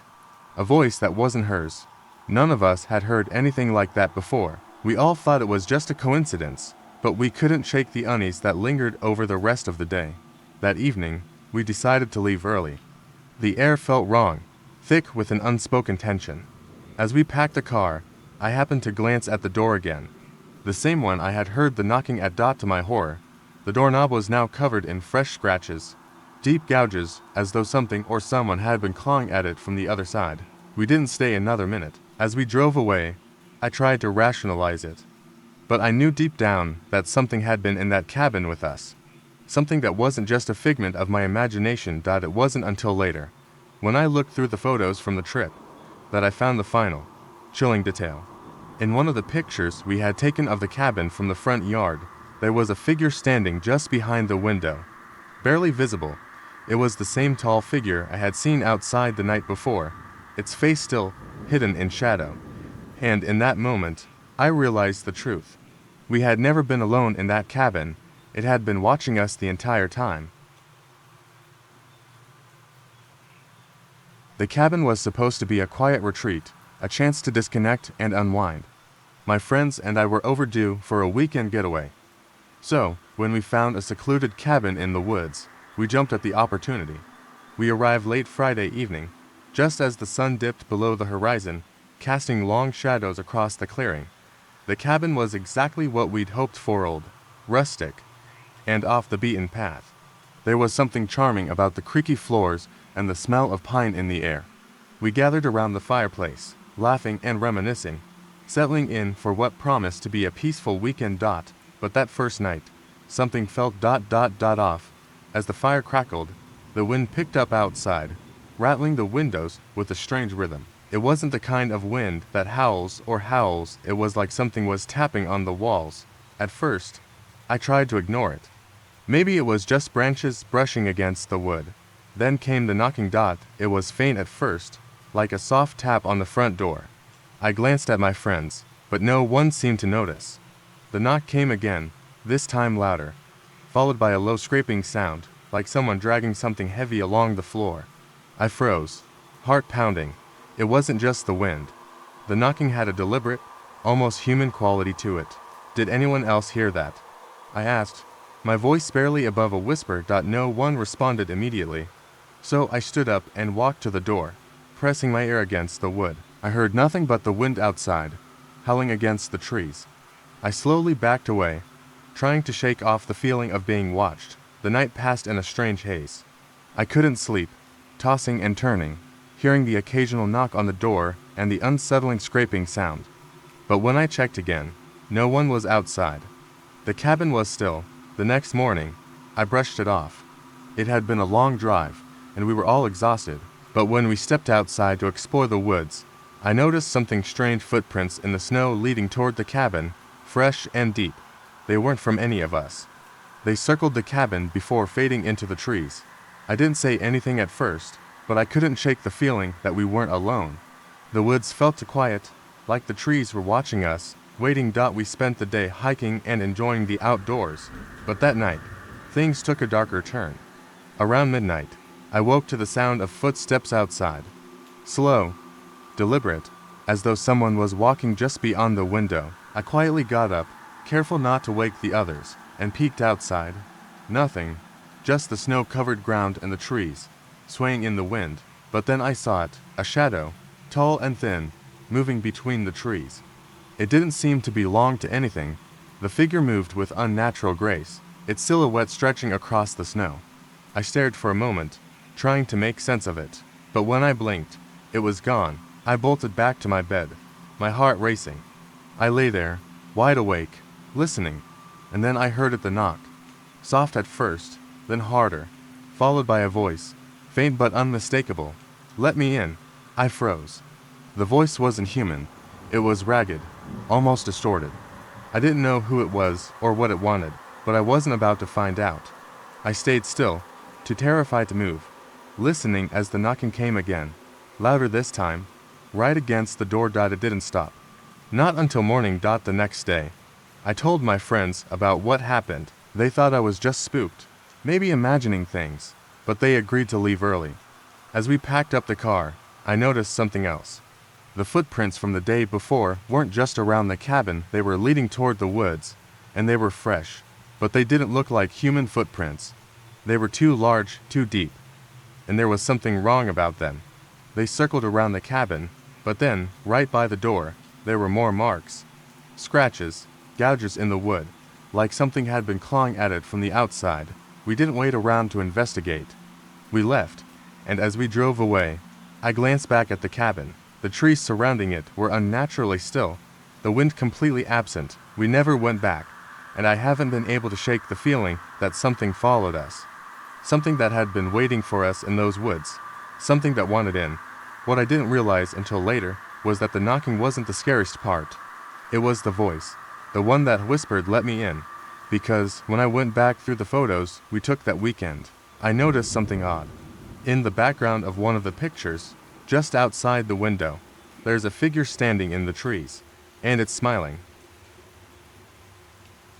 I'm not the type to believe in ghosts or any of that supernatural nonsense. I've always been a skeptic, especially when it comes to stories about creepy houses or strange occurrences.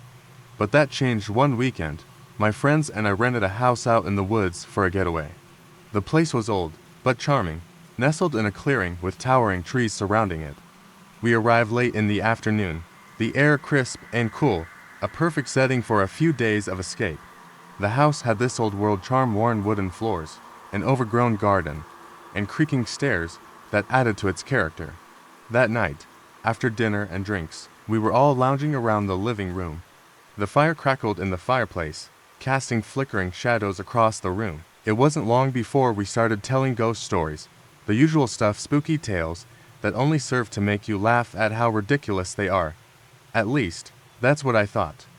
But then, Sarah, one of my friends, told us about the house's previous owner, an old woman who had lived there alone for years before passing away. People in the area said she had been eccentric, and some claimed to have seen strange lights in the windows at night. I didn't think much of it, just more campfire fodder. But something about the way Sarah described it gave me an odd feeling, like she wasn't telling the whole story. We all went to bed, but I couldn't shake the unease that crept in as I lay in my room, the wind howling outside. I tried to convince myself it was nothing, but as I drifted off to sleep, I heard it, a soft tapping. At first, I thought it was just the wind, branches tapping against the window, but then it came again, gentle, deliberate, like someone knocking on the door. I bolted up right in bed, my heart racing. The tapping continued, slowly, methodically. I was frozen, too terrified to move. Was it one of my friends playing a prank? I tried to call out, but my voice caught in my throat. The sound was too close now, as if whoever or whatever was at the door was standing right outside. Then, a whisper, not a voice from inside the house, but from just beyond the door.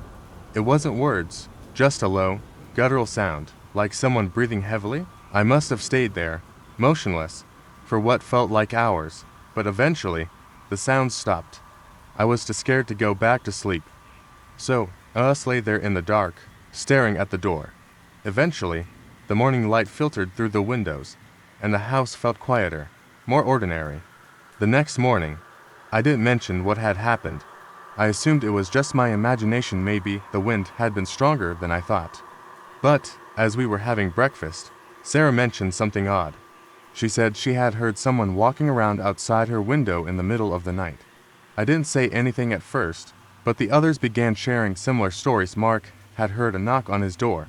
Emily had heard what sounded like footsteps on the stairs. We all chalked it up to nerves or old house creaks. But deep down, we all felt something wasn't quite right. That afternoon, we decided to go hiking through the woods, trying to shake off the unsettling feeling. We stayed out for hours, but when we returned to the house, the mood had shifted.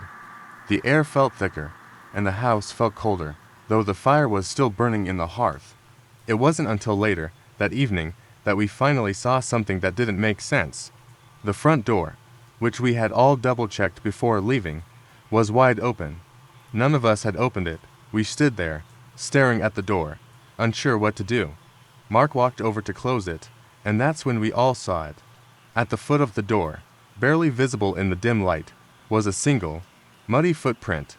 It was large, as if someone had been standing there, right outside.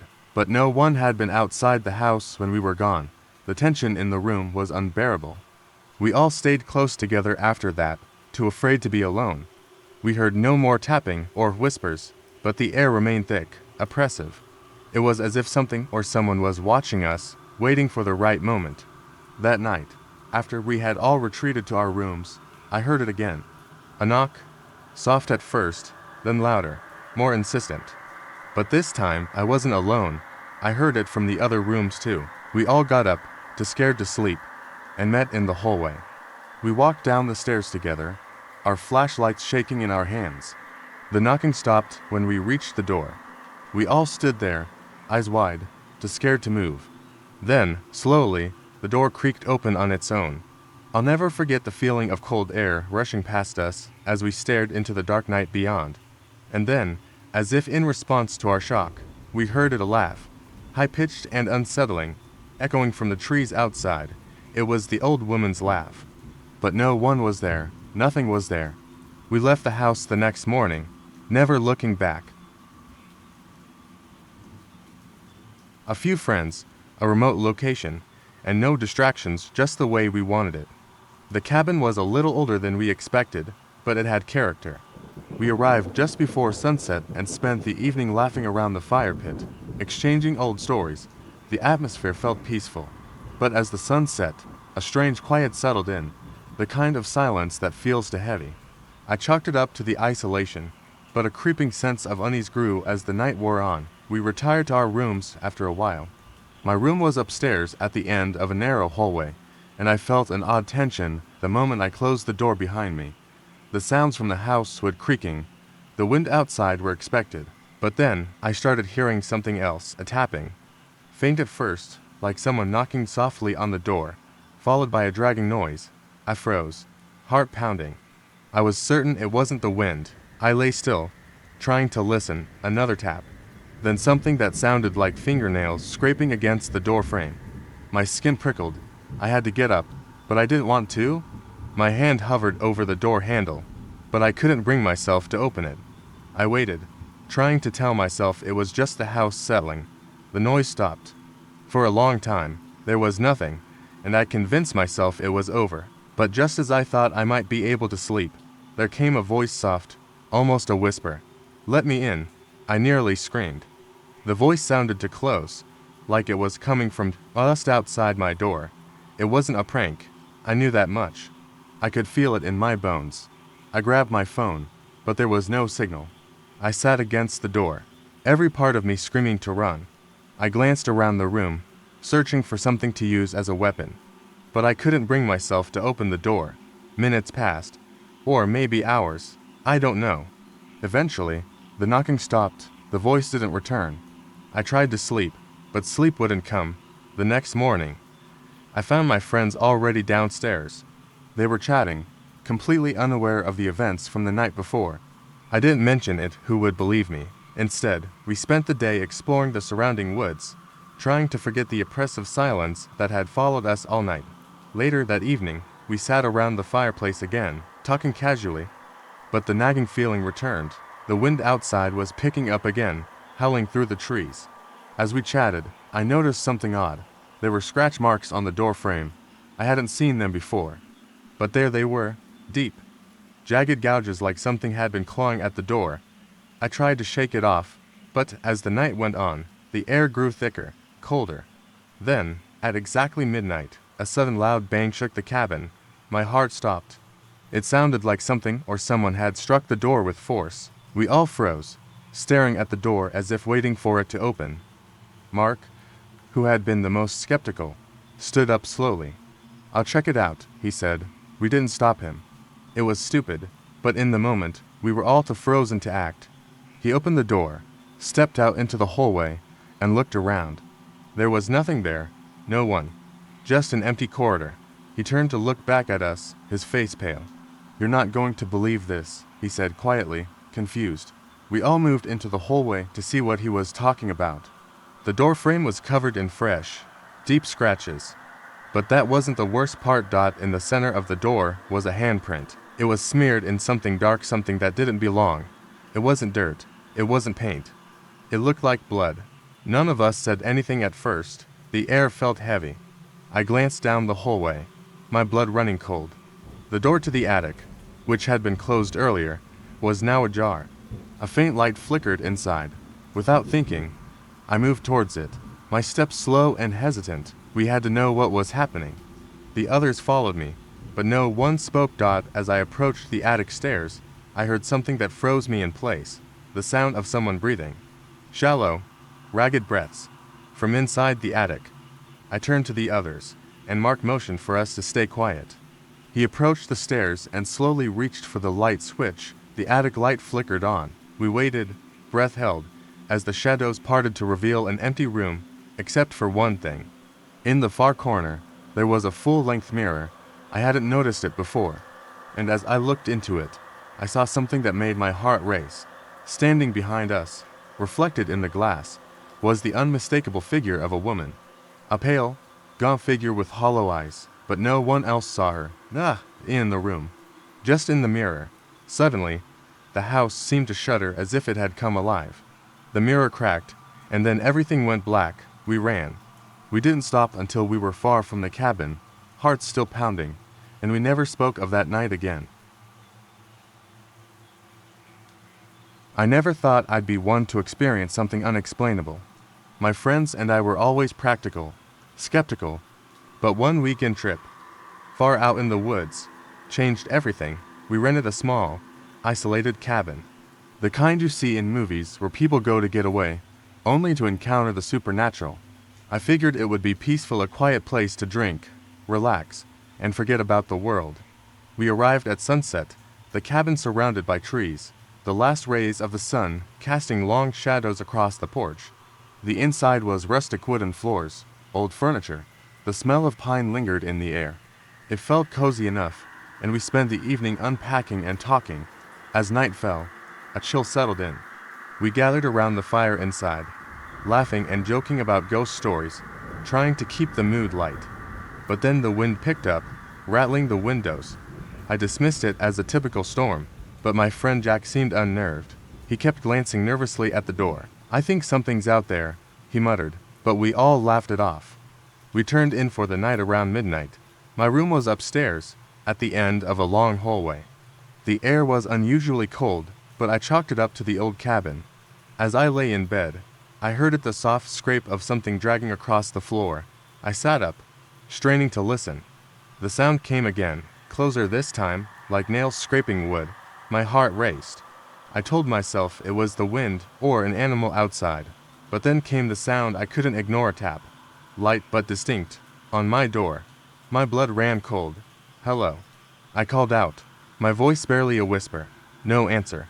The wind outside had died down, and all that was left was the eerie silence. I decided to check the hallway. Slowly, I opened my door and crept into the dark corridor. The floorboards creaked under my weight, but the house was otherwise still. I reached the top of the stairs and hesitated. The downstairs was quiet, but there was a faint light coming from the living room. Someone was downstairs. I didn't want to go down, but I had to. Something felt wrong. I tiptoed down the stairs, every step echoing in the empty cabin. As I rounded the corner into the living room, I froze. The fire had gone out, but the room was lit by someone standing near the window. It was a figure, pale and unmoving, staring out into the night. I froze. My breath caught in my throat. Then, without warning, it turned to face me. It wasn't a person. It was a shadow, a mass of blackness that seemed to absorb the light. No face, just a vague outline. It didn't move, didn't speak, it just stood there, watching me. My heart thudded in my chest. I stepped back, my foot catching the edge of the coffee table. The figure didn't flinch, didn't react, but the air grew colder, the silence heavier. I bolted upstairs and slammed my door shut. The entire night, I lay wide awake, heart racing, listening for any sound, but nothing came. No more knocks, no more scraping, just the sound of my own pulse in my ears. The next morning, I didn't want to mention it to my friends. I figured they'd think I was imagining things. But when we all gathered in the kitchen, I saw that Jack looked as pale as I felt. "I heard something last night," he said, voice trembling. "Someone was knocking at my window, and ... I saw something out there, a figure." My stomach twisted. Everyone shared their experiences, and it was clear none of us had slept well. I suggested we leave early, but no one wanted to drive back through the dark woods just yet. So, we decided to stay for one more night. That evening, we stayed inside. None of us wanted to go outside or even near the windows. We ate dinner in silence, the tension thick in the air. As night fell, I couldn't shake the feeling that something was wrong, that something was waiting for us. Around midnight, we heard the knocking. It started faint, then grew louder, almost as if it was coming from inside the walls. Everyone froze. The sound was relentless, rhythmic, like it was searching for a way in. Then, there was a voice, low and hoarse. "Let me in." It was unmistakable. We bolted out of the cabin and into the car, not even bothering to pack our things. As we drove away, I glanced back through the rearview mirror. The cabin stood there, dark and silent except for the faint, flickering light from the upstairs window. Months later, I looked up the cabin online. The description said it was recently renovated, but the listing had been taken down. I found a local news article from the 1980s about a family that had gone missing near the cabin. They had been staying in a cabin just like ours, but the article never explained what happened to them. It didn't say they were found. I don't know what was in that cabin with us, but I'll never forget the feeling of being watched, the sound of the knocking on the walls, and the voice that wasn't human. Something was in there, and it had been waiting for us to arrive. The place we chose was remote, nestled deep in a forest where the only sound at night was the occasional hoot of an owl. The kind of place where you could get lost for days if you weren't careful. We set up camp just as the sun was dipping behind the trees, the glow of dusk filtering through the dense canopy. No one had ever been there before, but it was the perfect spot, quiet, peaceful, and far from the prying eyes of the world. Around the campfire, we joked, told stories, and roasted marshmallows, our laughter echoing off the trees. As darkness settled in, the forest around us grew still, and the cold night air made the fire feel even warmer. We were just beginning to relax when it happened. It started as a low rustling sound from the trees, too rhythmic to be an animal. We all stopped talking, staring into the shadows, trying to figure out what it was. The sound grew louder, and then, through the trees, came a soft whisper. At first, it was impossible to make out, but it seemed like it was calling our names. Faint but distinct. It felt ... wrong. Like something was waiting just beyond the firelight, watching us, knowing us. We all looked at each other, confused and uneasy. "Probably just the wind," someone muttered. But even they sounded uncertain. We decided to go for a quick walk to stretch our legs and get some space from the unnerving whispers. The trees felt closer now, their branches twisting like gnarled fingers reaching out to trap us. I tried to shake off the feeling that something was wrong, but the more I walked, the stronger that sensation grew. My skin prickled, and my heart rate quickened. It felt as if the entire forest was holding its breath, waiting, Then we heard it clearer this time, unmistakable. Help. The voice was faint, like it was coming from far away. We stopped dead in our tracks, listening. The air was thick, and even though we couldn't see anything in the dark, we could all feel it, the presence. It was so real that I swore I could almost taste the fear in the air. The voice came again, and this time it was closer. Help me, please. We didn't know what to do. There was no one else out here. It was just us. But the voice was unmistakable, and against every ounce of common sense, we started following it, moving deeper into the forest. As we walked, the whispers got louder, more desperate, and that feeling of being watched grew unbearable. It was as if the trees themselves were closing in on us, their shadows shifting and flickering in the dim light. After what felt like hours, we stumbled upon a small clearing. In the center of it, lying on the ground, was a figure, a man. He was dressed in tattered clothes, his body stiff, and his face obscured by long, matted hair. For a moment, we stood there, frozen in disbelief. He didn't move, didn't acknowledge us. The whispers were now deafening, echoing all around us. I could feel my heart hammering in my chest as I stepped closer, the others following behind me. I reached out to touch his shoulder, and as my fingers brushed against him, his head snapped around, eyes wide open and black as coal. His lips curled into a grotesque smile, and before I could pull back, he hissed in a voice that was no longer human, "You shouldn't have come." I stumbled backward, my breath caught in my throat. The others were already running, not looking back, but I was paralyzed with fear. I didn't know what to do, where to go, or what the hell had just happened. Then, I felt a tug on my sleeve.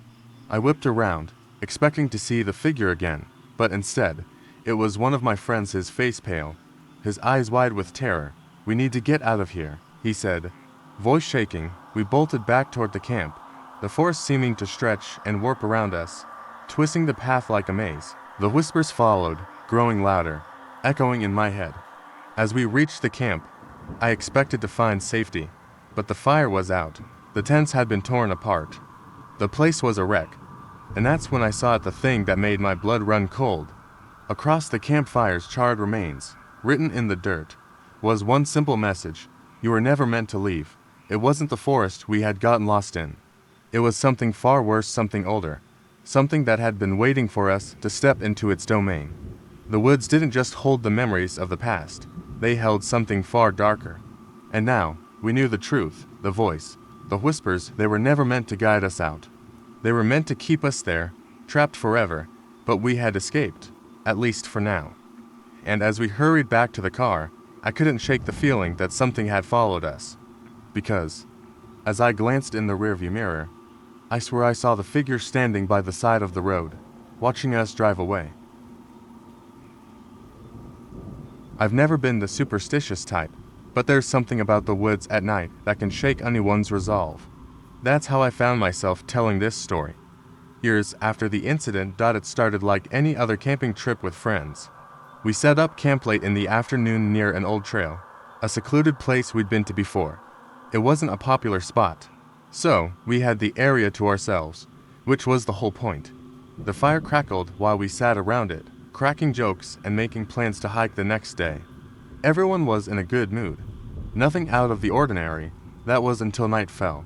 The fire was the only light around us. The woods around our little camp were thick, and the only sounds came from the occasional owl hooting in the distance. We weren't in a haunted area, but something about the forest seemed different this time. We tried to shake it off, laughing it off, but there was an unease that grew heavier as the minutes passed. I remember getting up to get more firewood, and that's when I noticed it. The trees weren't moving. Normally, in the woods, even a light breeze makes the branches rustle. But here, everything was still. The only movement came from the flames.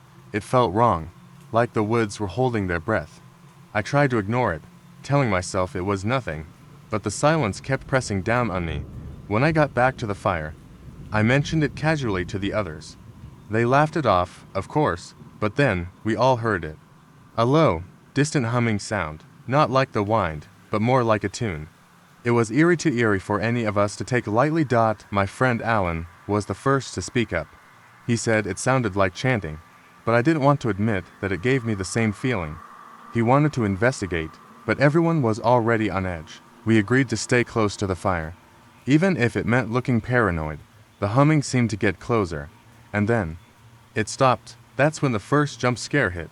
Out of nowhere, something large and heavy crashed into the trees behind us. I thought it was an animal, but the noise was so unnatural, so forceful. It was like something was thrashing around, trying to make its way through the brush. But it wasn't moving like an animal. It was more like something struggling to get to us, something angry. We all froze. The fire flickered and popped. Our nerves were frayed, but no one moved. The humming started again, quieter this time, and in the silence that followed, it almost felt as though something was watching us. Alan wanted to run and check it out, but I stopped him. I couldn't explain why, but my instincts told me staying put was the only way to be safe. Then the real terror hit. The trees near the edge of our camp started to shake. I saw movement shapes, shadows flitting between the trunks. It was fast, too fast, and it wasn't a human shape. It was tall, hunched, like something trying to stay hidden, but it couldn't. I couldn't see its face, but I felt its eyes. They were watching us. I wanted to scream, but my throat was dry. Everyone else was just as still. We didn't even make a sound. We just waited, frozen. Then came the worst part. The ground trembled under our feet. We couldn't tell if it was a tremor or something heavier. The humming turned into a deep growl, and the trees began to crack. Then we heard a voice clear, sharp. It didn't sound human. It came from somewhere far off, but it echoed as if it was coming from right next to us. Stay away. Those two words shook me to my core. No one moved. We were stuck, glued to the spot. I can't even remember how long we stayed there, but it felt like hours. The shadows started to fade, the trembling stopped, and the eerie humming turned back into silence. Then, just as we thought it was over, we heard a different sound. This time, it was close. Something was walking around our camp, slow and deliberate. I could hear footsteps to heavy, to slow. My heart hammered in my chest, and my breath came in sharp gasps. I thought it was something real, something we couldn't escape. But when I turned to Alan, I saw the fear in his eyes. I knew we weren't alone, but this wasn't what we thought. The footsteps didn't stop. Then, out of nowhere, the fire blinked out, and the world went pitch black. We were completely surrounded, but we still couldn't move. My hands shook, and I heard breathing too close. When the light came back, we saw something on the ground. A small, old-fashioned lantern sat in the dirt. It wasn't ours. We never found out who or what had left it there. The chanting faded. The trees resumed their normal stillness. But from that moment on, we didn't speak of what had happened, except in whispers. And if you ever find yourself camping alone, listen carefully. The forest has its own way of communicating. I can't explain it, but I know that voice was a warning. Camping has always been my favorite way to unwind. So when a few friends and I decided to spend a weekend in the woods, I was thrilled. We found a secluded spot deep in the forest, far from the noise of civilization, and set up camp as the sun dipped below the horizon. The evening air was crisp, filled with the scent of pine and the sound of crackling leaves beneath our feet. As night fell, we gathered around the campfire, roasting marshmallows and sharing ghost stories that made us all shiver. As the stories got darker, a chill settled over the group. My friend Mia suggested we take a walk through the woods to embrace the eerie atmosphere. She grinned mischievously, claiming it would be fun to get scared together. I felt a surge of apprehension, but also excitement. So, we decided to go.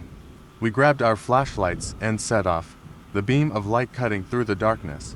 The forest was alive with sounds: the rustling of leaves, the distant call of an owl, and our own laughter echoing between the trees.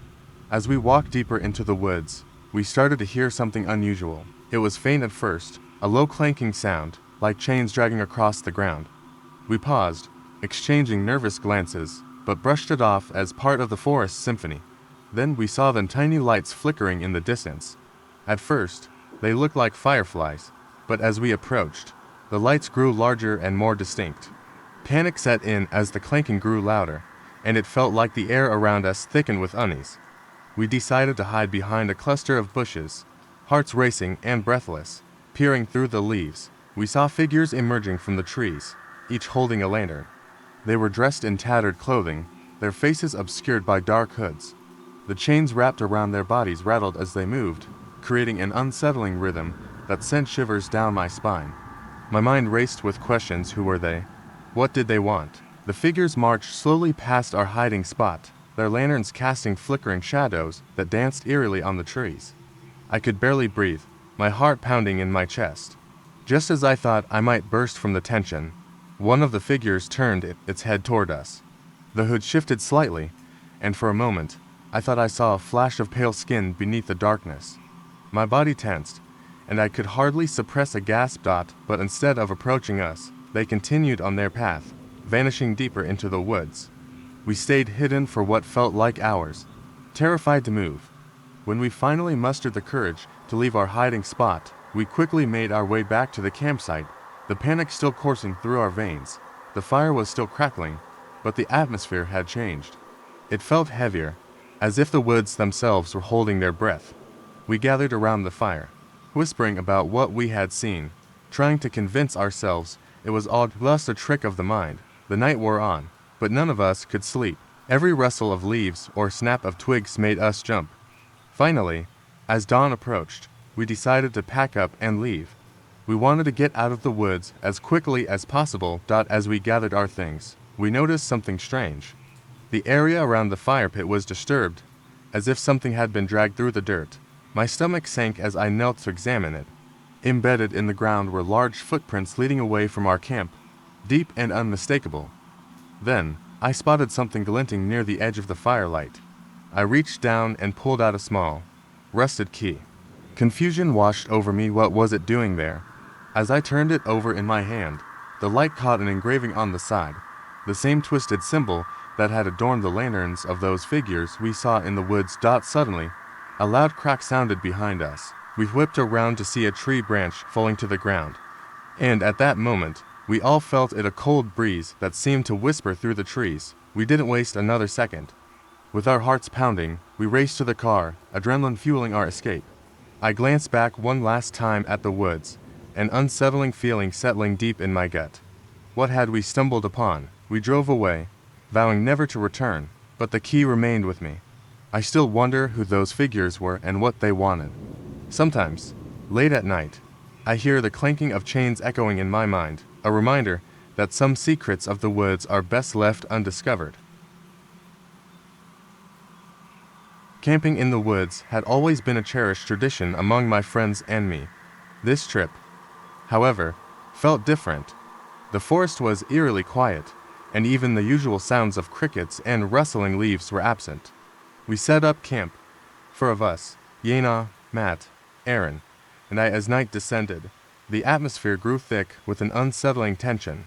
After dinner, as the sun dipped below the horizon, we decided to take a walk.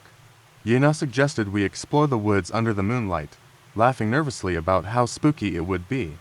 Fueled by the thrill of adventure and maybe a little fear, we agreed.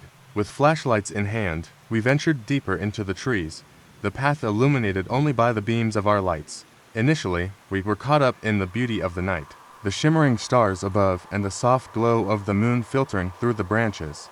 But soon, the sounds of the forest began to change. A distant rustle, a snap of a twig, and the uncomfortable feeling that something was watching us settled in. The further we walked, the heavier the air felt around us. Then we heard it, a soft clanking, like metal against metal, echoing through the trees. My heart raced as I turned to my friends, their faces mirroring my unease. It seemed to be coming from the direction we had just walked, and in a moment of collective panic, we decided to hide. We ducked behind some thick bushes, our breaths shallow as we strained to hear more. What we saw next made my blood run cold. Lanterns appeared in the distance, bobbing along the forest floor, illuminating the space between the trees. Figures emerged, draped in tattered white clothing, their faces hidden behind eerie masks that seemed to glow in the lantern light. Chains rattled as they walked, shackles on their wrists and ankles clanking with every step. The procession moved slowly, the figures gliding toward our hiding spot as if they were drawn by unseen force. My friends and I exchanged wide-eyed glances, a shared understanding of our predicament settling over us. We remained completely still, our hearts pounding in sync, the tension thick enough to slice through. As they passed, I could see their eyes, or rather, where their eyes should have been. The masks were hollow, devoid of any expression, and I felt an overwhelming urge to scream, but managed to suppress it. The figures moved with a haunting grace, and I wondered if they even knew we were there. They continued on, fading into the depths of the woods, leaving us shaken and terrified. We waited for what felt like an eternity before we dared to move. Finally, we crept back to our camp, only to find it in disarray. The tents were overturned, and the fire pit was smoldering as if it had just been extinguished. Fear twisted in my stomach as we approached the campsite. A cold breeze whispered through the trees, sending chills down my spine. I noticed something on the ground, half hidden by the leaves. As I got closer, my stomach dropped. Scrawled in the dirt was a message: "You should not have come here." We all froze, the weight of that ominous sentence hanging heavily in the air. I felt a sense of dread wash over me, suffocating and relentless. We hastily gathered our things, adrenaline fueling our movements, and sprinted back to the car. Every snap of a branch or rustle of leaves had us glancing over our shoulders, terrified of what might be lurking in the shadows. Once inside the car, we locked the doors and started the engine. As we drove away, I looked back at the trees, the place where we had just been. That's when I saw them, those figures standing at the edge of the woods, illuminated by the moonlight. They didn't move. They just stood there, watching us leave. Later that night, once we were safely back in the city, I checked my phone. A notification lit up the screen. It was a message from Yana, sent while we were in the woods. "Did you see them? They're in the trees. They know we're here." I stared at the screen, confusion washing over me. Had she seen them too? I quickly typed back, asking her what she meant. I stared at the message, waiting for her response, but the screen went dark. Then, I heard it again, the faint clanking of chains in my mind, echoing, haunting. It wasn't over. The woods were not finished with us yet. The night had settled in the forest like a heavy blanket, and as a park ranger, I was used to the eerie calm that enveloped the woods after sunset. The campgrounds were closed for the season, but I had to make my rounds to ensure no one had sneaked in for an illicit camping trip. The air was crisp, and the silence was almost deafening. My flashlight cut through the dark, illuminating the twisted branches and underbrush. About an hour into my patrol, I noticed something unusual: a tent set up deep in the woods, far from the designated camping area. My heart raced. The site was supposed to be closed for the season, and no one should be there. I approached cautiously, my footsteps muffled by the thick layer of fallen leaves. As I got closer, I could see the tent was unzipped but empty. The campfire pit lay cold and dark, a few charred logs scattered around. I scanned the area, calling out if anyone was there, but only the wind answered. I was about to turn back when I noticed a backpack near the tent, half open, and inside, I caught a glimpse of a child's drawing. It was crude but depicted a family camping. My gut twisted. Suddenly, a sound pierced the silence: laughter, distant yet unmistakable. It echoed through the trees, high-pitched and childish. I turned, flashlight beam sweeping the darkness. I felt a cold shiver run down my spine. Children shouldn't be out here alone, especially in the dead of night. I made my way toward the sound, heart pounding. As I ventured deeper into the woods, the laughter faded, replaced by a chilling stillness. Then, I heard something else: a low growl. Unlike anything I had heard before, it sent a bolt of fear through me. I raised my flashlight higher, trying to see beyond the trees, but nothing moved. I hesitated, trying to rationalize the noise, convincing myself it was just an animal. With a deep breath, I continued, hoping to find the children and bring them back to safety. I stumbled into a small clearing and spotted something that made my blood run cold. There, among the foliage, stood a tall figure, its back turned to me. It wore what appeared to be a tattered, oversized sweater, the hem dragging along the ground. I called out, but it didn't move. Instead, it seemed to shift slightly, as if sensing my presence. I felt the air grow heavier, and a chill swept over me. My instinct screamed to run, but I couldn't leave without understanding what was happening. I took a cautious step forward, and the figure suddenly turned around. My flashlight flickered against its face, a twisted, unsettling mask that was neither human nor animal. Its eyes were sunken and empty, and it opened its mouth to let out a haunting sound that mimicked laughter. The growl I heard earlier grew louder, but I realized it wasn't coming from the figure. Panic surged through me as I turned to flee, heart racing. I crashed through the underbrush, branches snagging at my clothes. I sprinted back toward the path, but the laughter followed me, echoing through the trees, getting louder with each step. As I emerged onto the main trail, gasping for breath, I nearly collided with a family of 3 parents and a young child, their eyes wide with confusion. They must have arrived just as I was fleeing. I hurriedly explained what I had seen, the laughter, the figure. They listened, faces pale and frightened, but before I could convince them to leave, the laughter echoed again, louder this time, and the figure emerged from the tree line behind them. I shouted for them to run, and they turned in terror. The family sprinted down the path as I grabbed my radio, frantically calling for backup. I didn't look back until I reached the main ranger station, heart pounding. When the other rangers arrived, we formed a search party, but the woods were silent. We combed the area, but there was no sign of the figure, the tent, or the family I had seen. Hours passed with no trace, and as dawn broke, the sun illuminated the woods with a haunting beauty. Later, as we gathered to regroup, I heard the same high-pitched laughter wafting through the trees, sending chills down my spine. I turned to my fellow rangers, trying to shake off the growing dread. As we discussed the plan, I caught a glimpse of the child from the family had encountered earlier, standing at the edge of the woods, a grin on his face. But it wasn't just any grin. It was the same twisted smile I had seen on the figure. The realization hit me like a punch in the gut. The child wasn't lost. He was part of whatever was lurking in the woods, and now they had returned, watching, waiting. I had no idea what horrors lay ahead. The laughter echoed again, and I felt the woods close and around me. I had been a park ranger for just over a year, and it was a crisp October evening when I found myself on night patrol. The forest was alive with the sounds of crickets and the occasional rustle of leaves as the wind whispered through the trees. The moon hung low, casting an eerie glow that illuminated the path ahead. I loved this time of year. The air was cool, and the vibrant autumn colors made the woods feel alive. As I rounded a bend, my radio crackled to life. I heard the anxious voice of another ranger. He reported that a group of campers hadn't returned from their hike and were overdue. Concern flooded me as I noted the time. It was getting late, and the temperature was dropping rapidly. I assured him I would head out to look for them. With my flashlight in hand, I set off down the trail. The deeper I ventured into the woods, the more the world around me faded into shadows. I called out to the campers as I walked, hoping to hear a response, but the only reply was the haunting echo of my own voice. Suddenly, I heard something in the distance. Laughter. It sounded like it was coming from deeper in the forest. I quickened my pace, the sound of laughter growing louder as I moved closer. As I approached, I noticed something odd. The laughter had taken on an unsettling tone, almost mocking. I broke through the underbrush and stumbled into a clearing.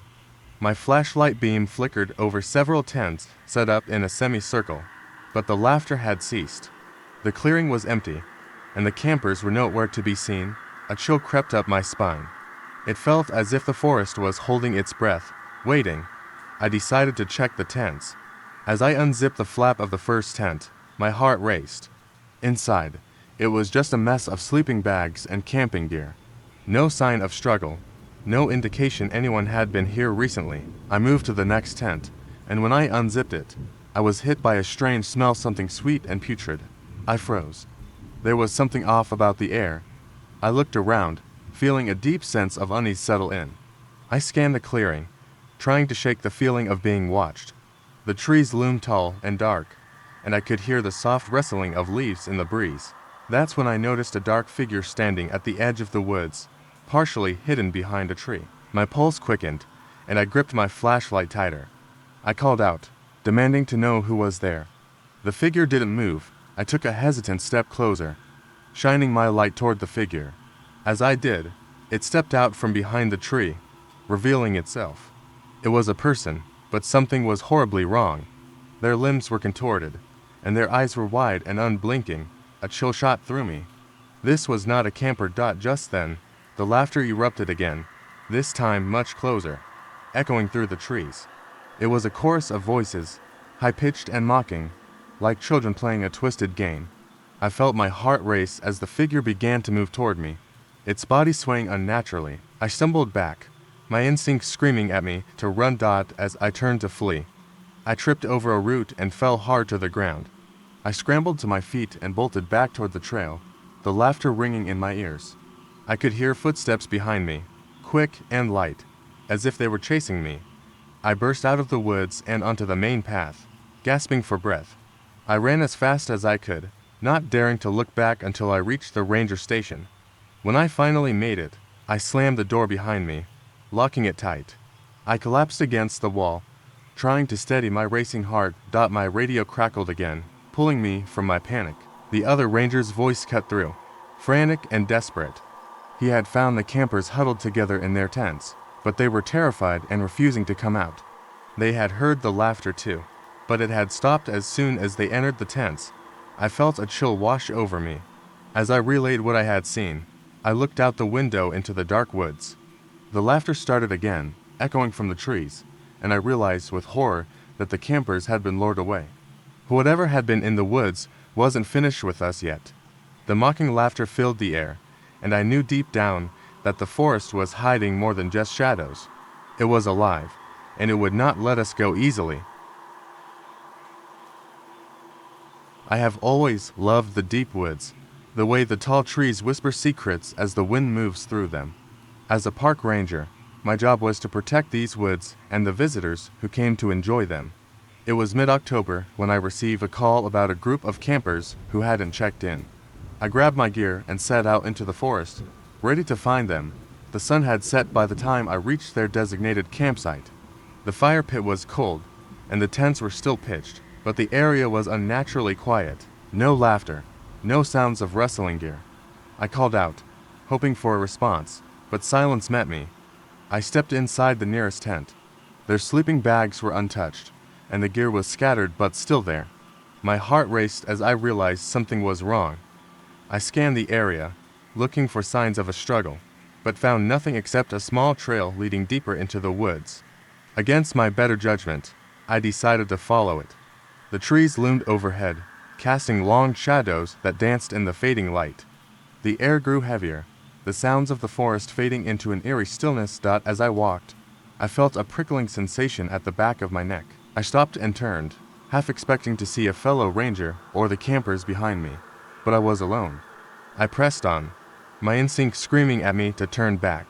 I heard a snap of a twig behind me and spun around, the beam of my flashlight cutting through the darkness. Nothing.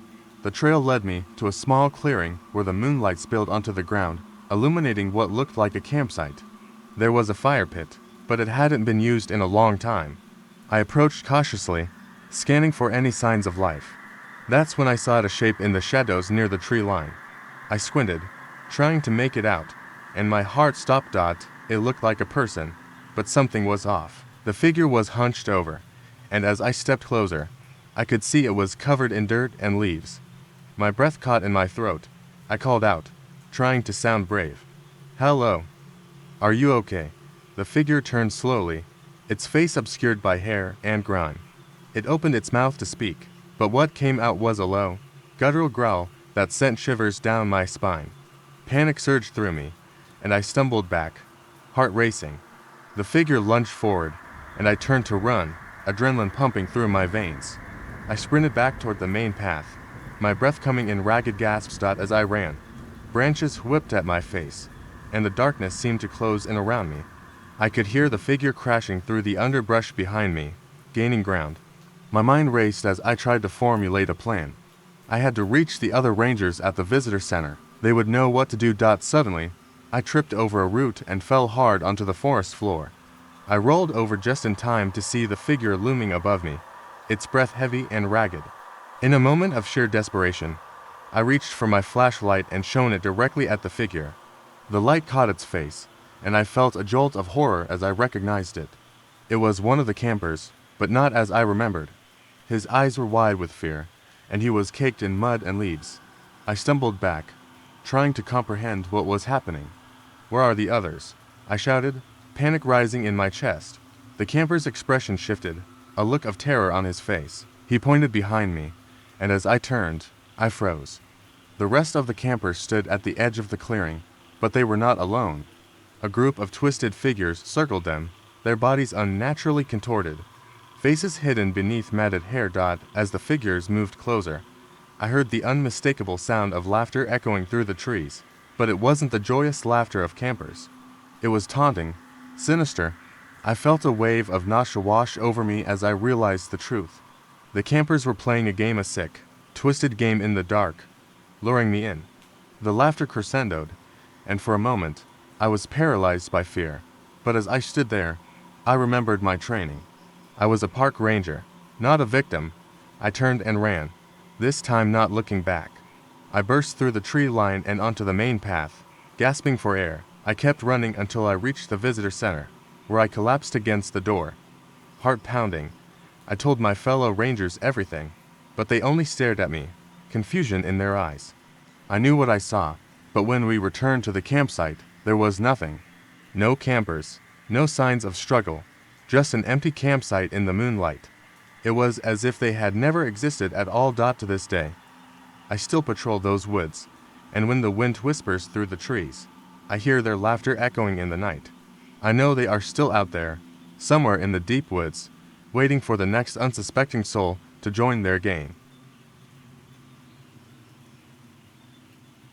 I've been camping for years, and I've never encountered anything like this. It was supposed to be a weekend getaway, just me and a couple of friends, out in the woods to disconnect. We'd set up camp early in the afternoon. Our spot was isolated, the kind of place where you can hear every rustle in the trees, the chirp of crickets, the crackling of the campfire. The perfect place for a peaceful night away from the world. It started out like any other camping trip. We cooked over the fire, told stupid stories, and laughed about old times. But then, as the fire began to die down and the night deepened, a strange tension settled over the camp. Something was off. The woods had fallen unnervingly silent. Even the crickets stopped chirping. The only sound was the occasional crackle from the fire. I tried to shake off the growing unease. It wasn't like we were alone. My friends were right there with me, just a few feet away. But then, out of nowhere, I heard a soft, almost imperceptible whisper. I froze, my eyes scanning the darkness. It wasn't coming from anyone in the group. It sounded like it was coming from further into the woods, deeper than we had ventured. I stood up, telling myself it was probably the wind, or maybe an animal. But as I glanced at my friends, I could see they were unsettled too. One of them, let's call him Alex, turned to me and whispered, "Did you hear that?" His voice was tight with unease. Before I could answer, there was a sudden crash from the underbrush behind us, followed by a low, guttural growl. We all snapped our heads toward the sound. The firelight flickered, casting long shadows across the clearing. It was impossible to see anything in the dark beyond the circle of light. I felt a cold chill run down my spine. None of us spoke for a moment, the silence hanging thick. Then, out of the corner of my eye, I saw something move fast, darting between the trees. I couldn't make out any details, just a blur of motion. It was big, though, bigger than any animal I'd seen in these woods. Something about its movements seemed unnatural. My heart started to race. I wasn't one for getting scared easily, but this was different. Whatever was out there, it wasn't normal. The forest had gone from eerie to terrifying in a heartbeat. We huddled closer together by the fire, the warmth of the flames doing little to ease the dread crawling up my skin. We tried to convince ourselves it was just an animal, maybe a bear, or even a bobcat. But the more I thought about it, the more certain I was that whatever it wasn't any animal I knew. Just then, Alex stood up, his face pale. He pointed into the woods, his voice trembling. "Do you see that?" We all turned to follow his gaze. There, just beyond the edge of the firelight, was a figure tall, impossibly thin, and just standing there. It was completely still, watching us. The only thing visible was the outline of its body, cloaked in darkness. No face, no eyes, just an inhuman silhouette. My pulse shot into my throat. We should have run, right then, but we couldn't move. We were paralyzed, frozen in place by the sheer terror of the thing in front of us. It didn't move, it didn't speak. It just stood there, watching. Minutes passed hours, it seemed, but the figure remained. Then, without warning, it stepped forward, moving impossibly fast. It was on the edge of the firelight, so close I could feel the weight of its presence, and I could have sworn I saw the faintest glimmer of pale skin beneath the darkness. It was not a shadow. It was a person, a thing. And it was moving toward us. Suddenly, the figure was gone. Vanished, like it had never been there at all. I could feel my heart pounding in my ears as I scanned the woods, expecting it to reappear at any moment, but nothing. Just the eerie silence. We spent the rest of the night huddled by the fire, talking in hushed voices, too terrified to sleep, too frightened to leave. It wasn't until dawn that we dared venture out, and we found no sign of the figure, no trace of what had happened. We packed up quickly, eager to get out of those woods, but there was something I couldn't shake, something that gnawed at the edges of my mind. We were all shaken, but as we left, something hit me, something I hadn't noticed before. One of the tents, the one Alex had been sleeping in, was torn wide open, and right in the center of it was a single, deep, fresh footprint shaped like a human's, but the toes were unnaturally elongated. There was no sign of Alex. He had never been in the tent. No one had. I haven't gone back to those woods, and I'm still not sure if Alex was ever really there with us at all.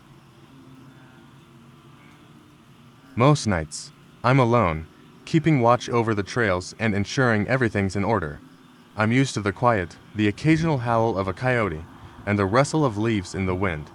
But that night, well, it changed everything. It was just after dusk when I got the call. There was a report of something strange near one of the far-off campsites. A few campers had heard what they thought was someone moving around their tents, but when they checked, they found nothing.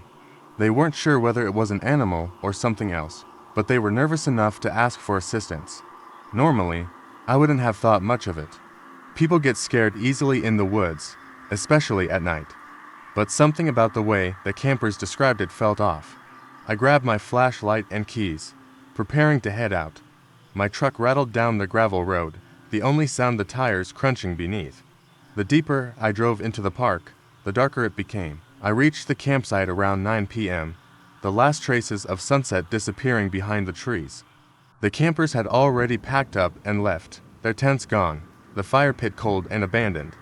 There was no sign of anything unusual, no footprints, no broken branches, just the empty space they had left behind. I walked around the area, scanning the ground, looking for anything out of place. It was dead silent. No animal sounds, no wind, just stillness. It felt wrong, like the air was too thick. Then I noticed something strange. One of the tents had been left behind, rolled up and tucked into the corner of the clearing. That wasn't right. The campers had said they left in a hurry. Why would they leave their gear behind? I approached it cautiously, my boots crunching the frost-covered ground. My flashlight swept over the tent, and I stopped cold. The zipper was halfway undone, and there was something inside, a bundle of clothes. I pulled back the flap, thinking maybe they had left it behind in the rush. That's when I felt it. A cold draft, like something had just exhaled against the back of my neck. The hairs on my arms stood up. Inside the tent was nothing but an old, faded blanket, twisted up in the shape of a person. But it didn't make sense. There were no footprints leading to or from the tent. No evidence anyone had been inside for hours. I stepped back, scanning the surrounding woods, my breath quickening. I was suddenly very aware of the darkness pressing in around me, of how alone I was. That's when I heard an unmistakable sound. The crunch of footsteps in the underbrush, faint but distinct. It was coming from behind me. I turned around fast, shining my flashlight toward the sound. There was nothing, only shadows and trees. I forced myself to stay calm, telling myself it was an animal, probably a deer, but the footsteps kept coming. I could hear them moving toward me, slow, deliberate. I could almost feel them, the way the air shifted, the brush being disturbed. Then, without warning, the footsteps stopped. My heart was hammering in my chest. I tried to steady my breath, but my legs were shaking. I couldn't move. I couldn't take my eyes off the trees, waiting for something to emerge. But nothing happened. No sound, no movement, just silence. I took one step forward, then another, trying to calm myself. I moved cautiously, back toward my truck, thinking maybe it was just a trick of the mind. But as I reached for the door handle, I froze. There was a sound coming from inside my truck. A faint scratching, like nails dragging along metal. I slowly turned to face the vehicle, my flashlight shaking in my hand. The sound grew louder, more frantic. I knew I couldn't go back inside the truck, not with whatever that was. I backed away, keeping my eyes on the vehicle, and that's when I noticed it, a figure standing at the edge of the trees. It was tall, unnaturally so, its limbs long and spindly, its body unnervingly still. I couldn't make out any features, but I felt its presence, like it was waiting for me to do something. I knew I had to get out of there. My legs were barely holding me up as I ran back to my truck, getting in as fast as I could. But the moment I slammed the door, the scratching stopped. The silence returned, but it wasn't comforting. It was suffocating. I sat in the truck for a few minutes, trying to process what had just happened. But it wasn't until I started the engine and looked out the windshield that my stomach dropped. The figure was standing in front of my truck now, its face inches from the glass. I couldn't see its eyes, but I felt them pressing into me, cold and empty. Then it smiled, a wide, unsettling grin, stretching impossibly far across its face. And then, just as quickly as it had appeared, it vanished into the woods, disappearing into the night. I didn't stay to see what happened next. I left the park that night and never returned alone after dark. To this day, I still don't know what I saw. I've always been the skeptic in the group. Ghosts, monsters, all that stuff, never bought into it. But what happened to me that weekend changed everything. I still can't explain it. A few friends and I rented a cabin in the woods for a weekend getaway. The kind of place you'd see in horror movies. Old, isolated, with trees crowding in all around.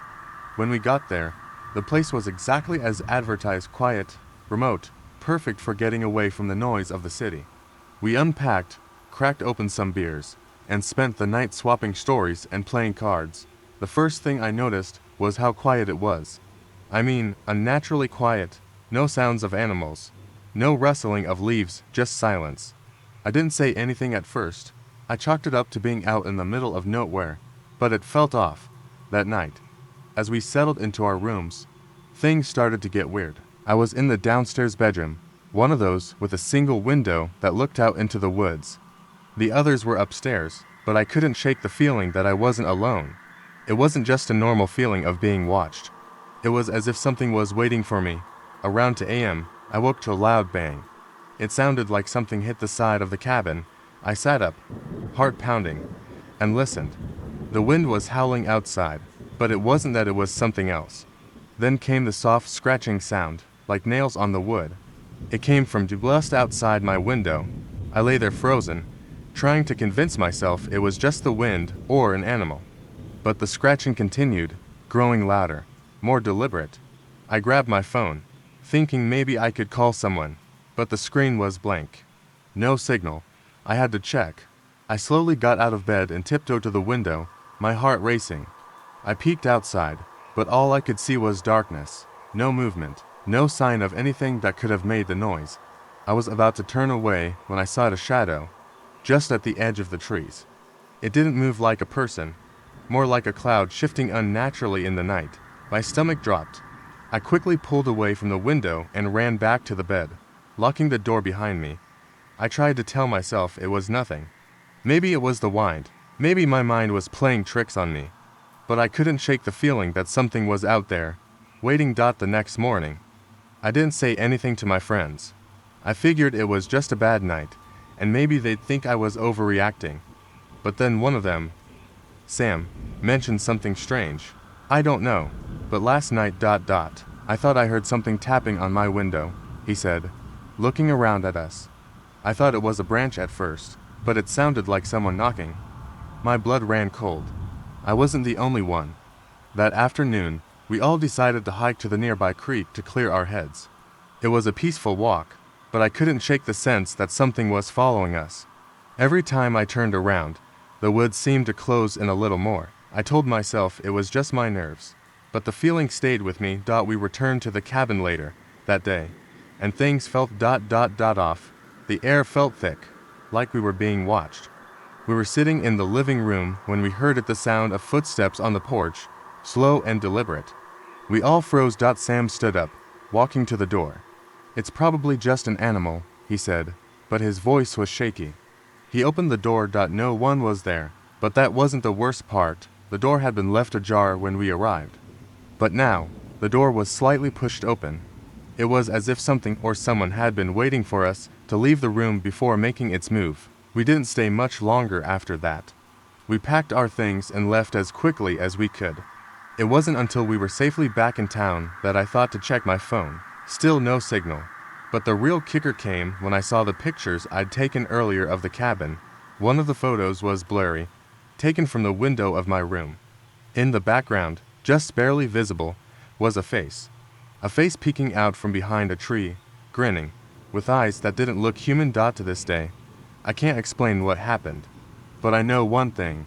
Whatever was out there, it wasn't an animal. It was something else. Something that was waiting for us to leave so it could follow us. It's still out there. And I'm not sure if it's ever really going to leave. I never thought a simple apartment would be the place where I'd experience something so terrifying.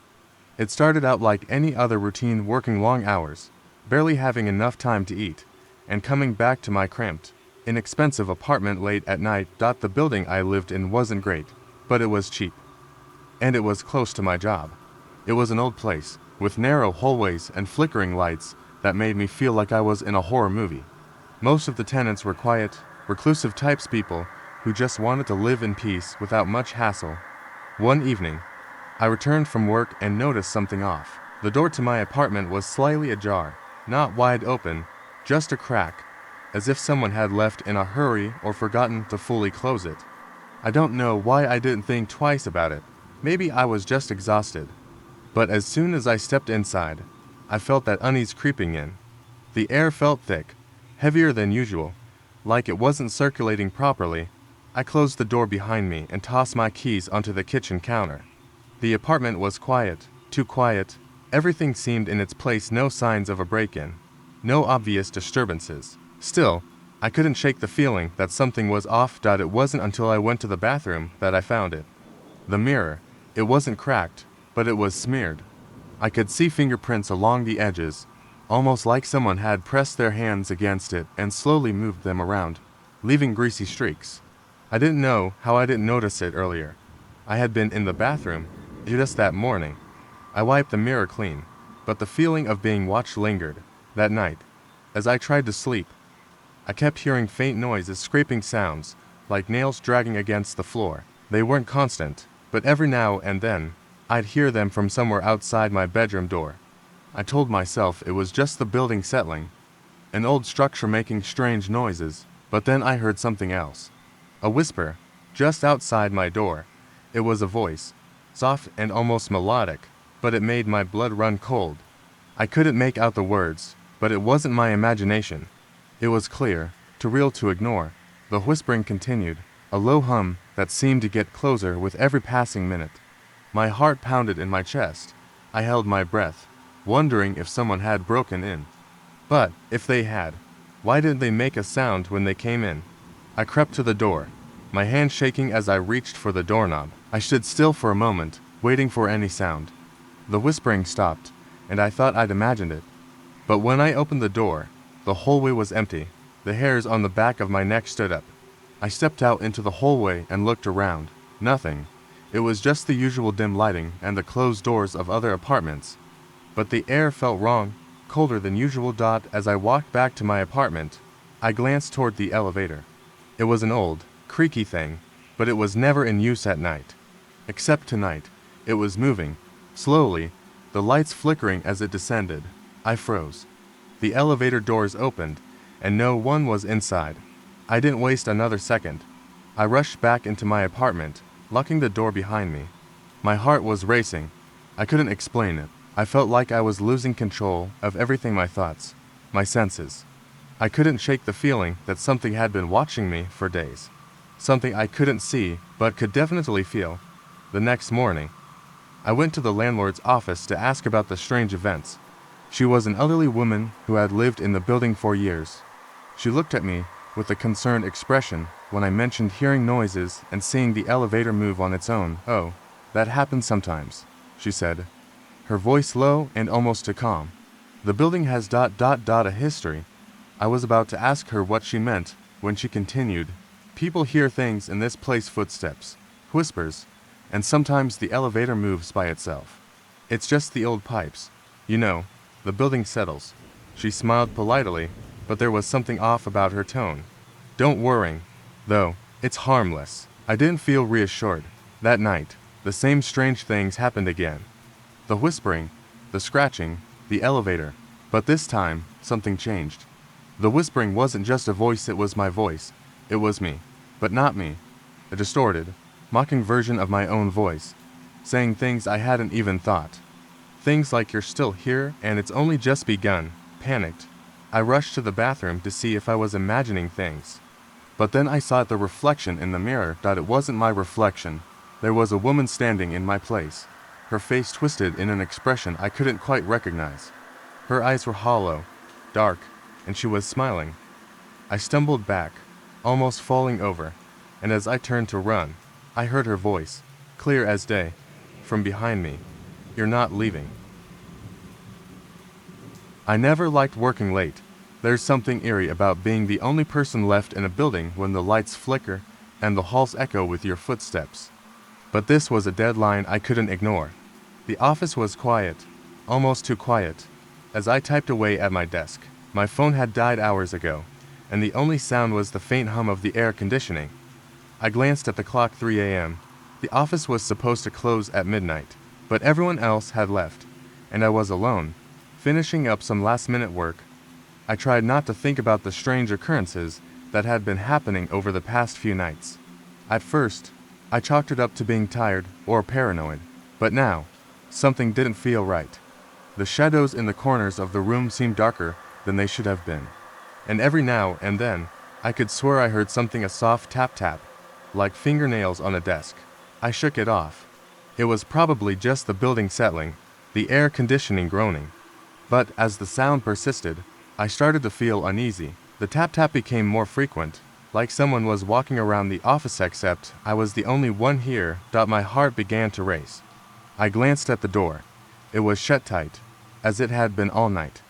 But then I heard something I couldn't ignore, a loud, distinct click, like a door unlocking. I froze, staring at the door. The office was locked. I was sure of it. I checked the entrance when everyone left, but now it was open a crack, just wide enough for someone or something to slip through. I stood up slowly, a cold sweat breaking out on the back of my neck. There was no way I was imagining this. I reached for my phone, but of course, it was dead. I didn't even have a flashlight. I couldn't afford to stay here any longer. I grabbed my coat and made my way to the door. As I stepped closer, I saw the silhouette of someone standing in the hallway. The figure was tall, almost unnaturally so, and seemed to be staring straight at me. I could feel its eyes on me, even though its face was obscured by shadows. Panic surged through me, but before I could react, the figure slowly turned and walked down the hallway, its footsteps echoing off the walls. I couldn't move. My mind screamed at me to leave, but my legs refused to cooperate. Then the sound came again, tap tap tap, louder now, like it was walking toward me. I turned to look, my stomach dropping as I saw the figure reappear at the end of the hallway. This time, it was closer. It was no longer walking, it was floating toward me, gliding across the floor with an eerie smoothness. And as it neared, I saw something that made my blood run cold. The figure didn't have a face. There was just a smooth, featureless surface where a face should be. I stumbled backward, my heart pounding in my chest. The thing continued to glide closer, and I realized I couldn't escape. The exit was too far, and the figure was moving faster than I could. But just as I thought I was about to be caught, the figure stopped. It hovered in place, and for a long moment, it did nothing. My breath came in sharp gasps, my body frozen in fear, and then, I heard a voice. Not from the figure, but from somewhere deeper in the office. "Why are you still here?" The voice was faint, like it came from behind a wall, but the question struck me to my core. It was not an accusation, but a statement. Why was I still here? I didn't have an answer. I couldn't think of one. I just wanted to get out, but before I could move, the lights above me flickered violently, then went out completely, plunging the office into total darkness. I heard the figure move again, closer now. Its footsteps were right behind me, growing louder, faster, as if it was closing in. I spun around, but there was nothing there.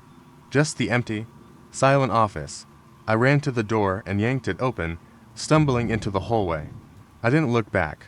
I didn't want to see what was behind me. I made it to the stairwell and down to the lobby. As I burst through the front door into the night air, I could finally breathe again. The next day, I went to the office early, hoping I had just imagined the whole thing. But when I arrived, everything seemed off. The lights were flickering, and the air felt thick, as if it had been waiting for me. I went to my desk, and there, sitting right in the middle, was my phone fully charged and open to a message that hadn't been there before. It was from an unknown number. The message read, "Don't come back." I didn't return to the office after that. I haven't been able to shake the feeling that whatever that thing was, it's still watching. And I have no idea what it wants, but I know one thing for sure: I won't be working late again. The first time I noticed the smell, I was unpacking groceries in the kitchen. It was subtle at first, a faint, metallic tang that I couldn't place. I thought maybe the meat had gone off, but when I checked the refrigerator, everything was fine. It was late autumn, and the nights were growing colder. I just moved to this old farmhouse on the edge of town, looking for some solitude after a rough patch. The town had a charm to it, with its cobblestone streets and crumbling buildings.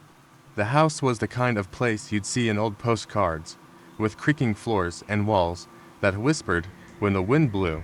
I let it slide, chalked it up to the draft coming in through the cracks. But that night, as I lay in bed, the smell returned stronger, sharper. I pressed my pillow over my nose, trying to block it out, but it was no use. It smelled like blood mixed with something else I couldn't identify, something sickly sweet. I sat up in bed, listening. The house was too quiet, the kind of quiet that makes your ears ring. Just as I was about to dismiss it as paranoia, there was a noise. A low, rhythmic thumping coming from the direction of the basement. I hesitated, my hand on the edge of the bed, frozen with fear and curiosity. The thumping stopped abruptly, and for a moment, everything was still.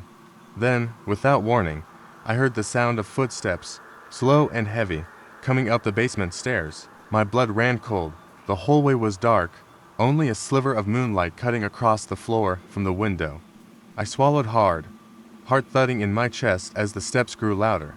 I crept to the edge of the door, peering out into the gloom. Nothing, just silence.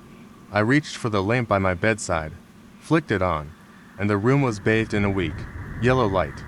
It felt like a futile shield against whatever was in the house with me. The noise started again, this time coming from behind the closed basement door.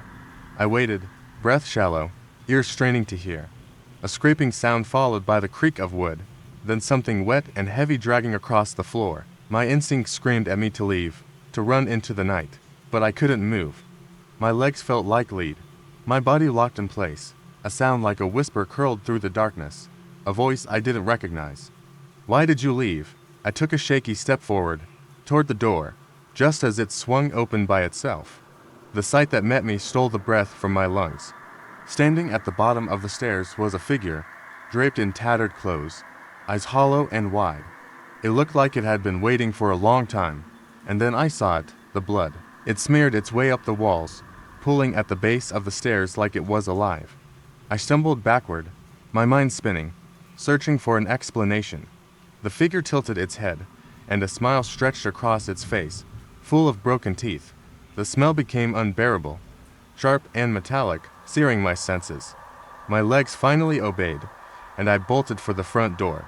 I didn't stop to look back, not even when the whisper came again, colder this time. "Don't leave me." The air outside bit into my skin, but it was better than the suffocating heat inside. I ran into the street, gasping for air, feeling the eyes of the house on my back as it loomed, ancient and silent. The townspeople found me hours later, huddled under a tree, muttering about what I had seen. They told me the house had been abandoned for decades, that no one lived there, that it was cursed, but I know better. I know it's still waiting. And now, every time I pass by the old farmhouse, I catch a whiff of that same, sickly sweet smell. I'm not sure if it's memory or if it's real, but it's there, always there. My friends and I were excited for a weekend getaway. We rented a cabin in a remote area, far away from the noise and chaos of city life. None of us were really into anything spooky, and we thought it would be a peaceful escape. The cabin itself was old but charming, with wood-paneled walls and an inviting fireplace. We arrived in the late afternoon, unpacked, and decided to explore the surrounding woods. There were no trails, just thick, dense trees that seemed to go on forever. It was peaceful, almost quiet. I felt like we were the only people on Earth, but there was something off about it, something I couldn't put my finger on. That evening, after dinner, we gathered around the fireplace and told stories. We laughed a lot, drank wine, and enjoyed each other's company. But as night fell, the wind picked up. It howled against the windows, and the old house creaked under the pressure. We joked about the house being haunted, but it was all in good fun until things took a turn. Around midnight, we heard something from the back of the cabin. It sounded like a door creaking, followed by heavy footsteps. At first, we thought it was just the house selling. But when the footsteps grew louder and closer, I froze. "Did you hear that?" I whispered. The others looked at me, their faces as confused as mine. But no one said anything. We waited, listening intently. The footsteps continued, slowly, deliberately. It was unmistakable. Someone or something was moving through the house. I stood up, my heart hammering in my chest. "Who's messing around?" I asked, trying to sound brave. No answer. I glanced around at my friends, but they looked just as scared as I felt. We all gathered near the hallway, straining to hear. The sound of footsteps was so close now that I could almost feel them vibrating through the floorboards. One of my friends, Ryan, slowly crept toward the hallway. He mustered the courage to call out, "Hello. Who's there?" No response. The silence after that was deafening. Then, suddenly, the floorboards creaked loudly from the other side of the room, followed by a sharp knock on the wall. We all jumped. "Okay, that's it. Let's get out of here," said Sarah, her voice shaky, but we couldn't leave. The wind had picked up so strongly outside that the front door was now jammed shut. The knocking from the other side of the room persisted, growing louder, like someone was trying to get in. We huddled together in the living room, terrified. We thought about calling the police, but none of us had a signal on our phones. The atmosphere was thick with dread. Then, the lights flickered, and the knocking stopped. A cold breeze swept through the room, though the windows were shut tight. I looked toward the front door. It was slightly ajar. I swear it hadn't been when we had last checked. We moved as a group, cautiously toward the door. Ryan tried to close it, but the handle wouldn't turn. He pulled harder. Then, suddenly, the door slammed shut with a violent bang. We screamed, and then, the voice came soft at first, but growing louder. "Let me in," it whispered. We all froze. The voice wasn't coming from outside the door, though. It was coming from inside the cabin. The voice seemed to echo through the walls, reverberating all around us. I was about to turn and run when I noticed something strange. The air near the fireplace seemed to shimmer. At first, I thought it was the heat from the flames, but then I saw an outline, like a figure standing in the doorway. I blinked, and it was gone. "Did anyone else see that?" I asked, barely above a whisper. Everyone nodded, their faces pale and wide-eyed. We had to leave. But how? I ran toward the back door, desperate to find a way out, but as soon as I opened it, I saw something that made my blood run cold. A dark figure was standing in the yard, just beyond the threshold, watching us. I slammed the door shut and turned to my friends. We were trapped, and that's when the whispering started again, louder, clearer. "Let me in." It was the same voice as before, but now it sounded closer, as if it was right behind me. We all bolted for the front door, desperate to escape. When we opened it, the wind howled, and we ran out into the woods without looking back. We made it to our car, heartbeats racing. As we drove away, I glanced at the rearview mirror. For a split second, I thought I saw someone standing at the edge of the woods, just watching us leave. I'll never forget that feeling of being watched. We made it out, but that place wasn't empty. Something had been there with us the entire time. Something that was still waiting for us to return, and I don't think it will ever stop. We weren't the type to go to haunted places. It wasn't that we didn't believe in ghosts. It was just that none of us wanted to test it out. But when we saw the ad for a weekend getaway at a supposedly haunted house, we thought it would be fun. Just a harmless thrill, a way to break up the monotony. The house was old, much older than we expected. The kind of place where the floorboards creaked under every step and the air smelled faintly of mildew. We arrived late on a Friday evening, the sun already down, and the house seemed to greet us with an eerie silence. The first few hours were fine. We joked about the house's creepy reputation, settled into our rooms, and started a game of cards in the living room. But, as the night wore on, things started to feel off. Around midnight, we heard it. A thudding noise coming from the upstairs. It was faint at first, like footsteps, but the sound grew louder. There was no one else in the house, no one but us. We all paused, listening. The footsteps stopped, then started again, this time running down the hallway. I was ready to laugh it off, but something stopped me. It was too deliberate. I suggested we check it out. My friends hesitated, but curiosity got the best of them. We tiptoed up the stairs, our hearts pounding in our chests. The hallway upstairs was dark, but we could see the door to one of the rooms open a crack, just enough to feel like something was watching us. Then the thud came again, closer this time. It was coming from the open room. We didn't dare move. The noise stopped. For what felt like an eternity, we just stood there, frozen. And then, a voice, faint and raspy, came from the room. "Leave." The sound sent a chill down my spine. We all backed away, but then the door slammed shut by itself, as if something inside didn't want us near. I don't think any of us slept that night. The air was too thick with unease. Every creak of the house, every gust of wind, felt like it was watching us. We could hear whispers from the other rooms, distant voices that seemed to come from nowhere. Morning came, but the strange feelings didn't go away. We tried to forget about it, to shrug it off as just a prank or our imagination running wild, but something about that place still unsettled us. After breakfast, we decided to explore the house. We went into the attic, hoping to find something to distract us. The stairs creaked under our feet as we made our way up. The attic was dusty, filled with old furniture and boxes, but there was something strange about the far corner. A large mirror, covered in dust, stood there, reflecting only the dim light from our flashlights. We wiped the dust off and stared into it.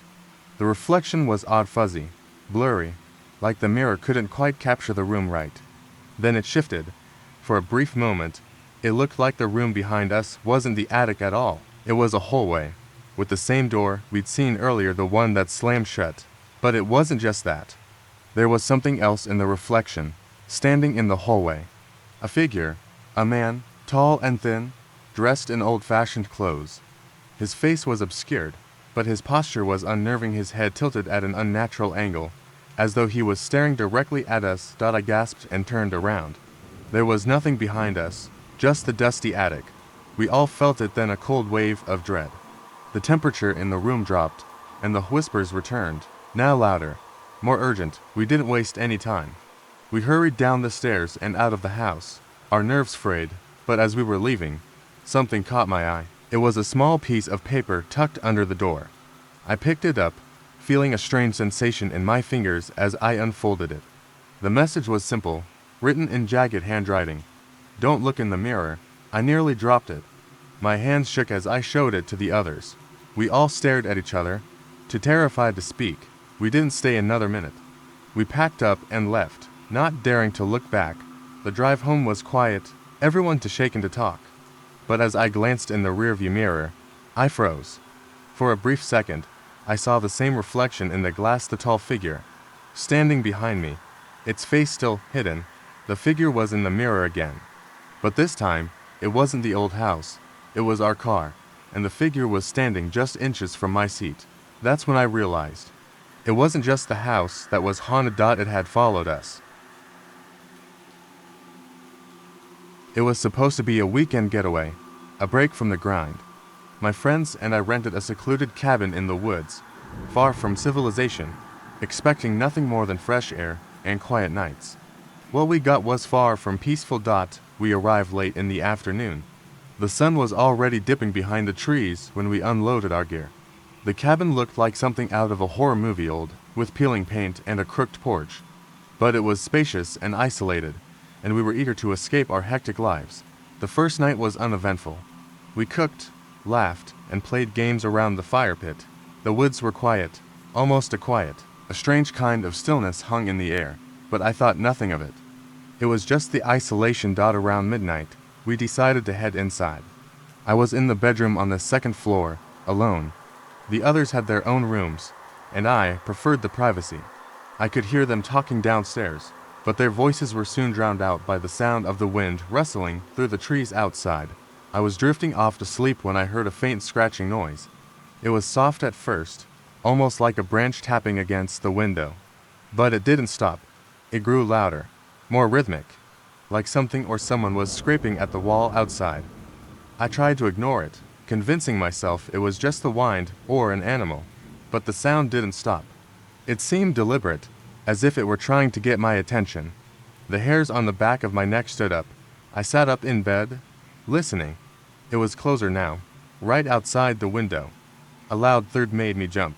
Then came a voice, soft, almost a whisper, but unmistakable. "Let me in." I froze. The voice wasn't clear, but it was close. Too close. I rushed to the window, my heart pounding, and pressed my face to the glass. The night was pitch black, no moon, no stars. I saw nothing, only shadows and trees. But the voice came again, clearer this time. "Let me in." I backed away from the window, terrified. My mind raced, trying to figure out what was happening.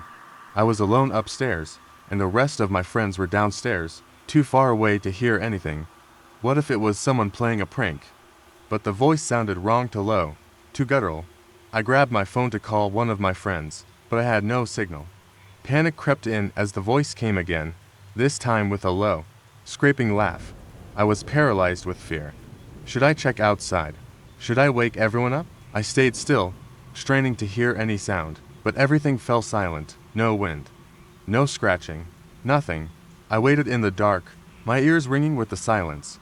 But after what felt like an eternity, the voice came once more, only this time, it wasn't outside. It was inside the room. I heard a faint rustling behind me, and I spun around to face the door. The door was slightly ajar, as I had left it when I went to bed. But now, the space between the door and the frame was too wide, like something was pushing it open from the other side. I felt my breath catch in my throat as I heard the scraping again, this time from the far corner of the room, near the closet. My legs moved before I could even think, and I bolted from the room, down the stairs, and into the living room where the others were still gathered, oblivious to what had happened. I rushed in, shutting the door behind me. I couldn't speak at first, just gasping for air. "What's wrong?" Mark asked, looking at me with concern. I had heard something. Someone outside the window, then inside. I stammered. I could see that my face was pale, and I knew I was shaking. "Are you sure?" Sarah asked skeptically. "You probably just heard an animal. You're freaking out," but I wasn't so sure. Something wasn't right, and I couldn't shake the feeling that we weren't alone. We all stayed up for the rest of the night, but nothing else happened. The wind had died down, and the air felt thick, oppressive, like the cabin was holding its breath. By morning, I convinced myself it was all my imagination. That morning, as we prepared to leave, I noticed something strange. There were long, scratch-like marks on the windowsill. I bent down to look closer, and to my horror, I saw that the marks weren't made by any animal. They were human-shaped, like fingers dragging down the wood. The others didn't notice, and I didn't want to scare them, so I didn't say anything. But as we walked out, I saw the final detail, a handprint pressed against the glass from the outside, smeared with something dark. We left the cabin quickly, and I didn't look back. But to this day, I can't forget that voice, those eyes I never saw, and the feeling that something followed us out of that place. And sometimes, when the wind picks up, I swear I hear a faint whisper, calling me from the dark. I've been a park ranger for nearly 6 years, and I thought I'd seen it all: storm damage, lost hikers, even some wildlife encounters that had me on edge. But nothing prepared me for that night. It started like any other shift, checking the park's trailheads and ensuring the campsites were properly maintained. The forest here is dense, old, and a bit eerie, but it's nothing I couldn't handle. I had just finished my rounds and was heading back to the station when my radio crackled to life. "Ranger, you there?" It was one of the other rangers, a younger guy named Thomas, who'd been working for less than a year. "Yeah, what's up?" I replied, adjusting the radio. "There's someone out here, just past the old ranger station on the Eastern Trail. I've been calling out, but I think they're ignoring me." I frowned. The area he mentioned was remote, and not many hikers ventured there. It was known for its overgrown paths and decaying structures, not the kind of place anyone would choose to be alone, especially as dusk was settling in. "I'll head over," I said. "Stay put until I get there." I drove my truck down the winding road, the sun barely hanging onto the horizon. The trees were thick, their trunks dark and twisted. As I approached the old ranger station, my headlights caught the faded, weathered sign. I slowed down, scanning the area with my high beams. There was no sign of Thomas. I parked the truck and stepped out, immediately feeling the cool, damp air that carried a strange stillness. The kind of stillness that makes you uncomfortable. I switched on my flashlight and began walking toward the station. I was still calling out for Thomas, but the deeper I went into the woods, the more the silence seemed to press in on me. I made it to the station and found it just as desolate as I remembered: dulled wood, crumbling brick, and broken windows. I shined the flashlight around the area, but saw no sign of anyone. Then, something caught my attention. A footprint, fresh and large, was embedded in the mud just outside the door. I froze. The ground had been soft from recent rain, and the footprint was unmistakable to clear to be from an animal, but too large to be a normal human print. My heartbeat quickened, but I pushed the thought out of my head. I needed to find Thomas. I walked through the station, my boots echoing in the hollow space. The air inside was damp, with a faint, musty smell. That's when I heard it. A rustling sound, like something moving in the next room. My hand went to the flashlight, and I flicked the beam toward the noise. Nothing. I stepped forward cautiously, my heart pounding in my chest. But as I entered the next room, I froze in place. There, sitting in the far corner, was Thomas. He was facing the wall, unmoving, his head down. "Thomas," I called out softly, my voice shaking. I stepped closer, but he didn't respond. I felt a wave of unease wash over me, but I crouched down next to him, trying to get his attention. That's when I noticed that his skin was pale, and his eyes were wide open, unblinking, staring at the floor. But there was something wrong with his eyes. They were completely white, no pupils, just blank. I jerked back, suddenly terrified. "Thomas, hey, what the hell is going on?" His head slowly turned toward me, but it wasn't Thomas anymore. His mouth stretched unnaturally wide, the edges cracking, as though something inside him had torn. His lips pulled back, revealing teeth that were too sharp, too long. I stumbled back, my breath caught in my throat. My legs hit a piece of debris on the floor, sending a loud crack through the air. That was when the thing, whatever it was, lunged at me. I barely managed to roll out of the way, my heart slamming in my chest. The thing, it wasn't Thomas. It was something else entirely, mimicking him, using his body like a puppet. I scrambled to my feet, fear surging through me. The flashlight was still in my hand, but it had slipped from my grip, and now the light was weak, flickering. I bolted out of the station, not daring to look back. The forest seemed to close in around me, every branch and tree whispering in the wind. I ran faster, adrenaline coursing through my veins, but as I reached the truck, I heard the unmistakable sound of footsteps behind me. I slammed the door shut and started the engine, peeling out of the station's lot. My hand shook on the wheel as I raced back to the main ranger station. But when I looked in the rearview mirror, my stomach twisted. There, standing in the road behind me, was Thomas, his blank white eyes staring right at me. The last thing I remember, before I drove away, was seeing that figure disappear into the darkness, vanishing as if it had never been there at all. I don't know who or what I saw that night, but the rangers all agreed.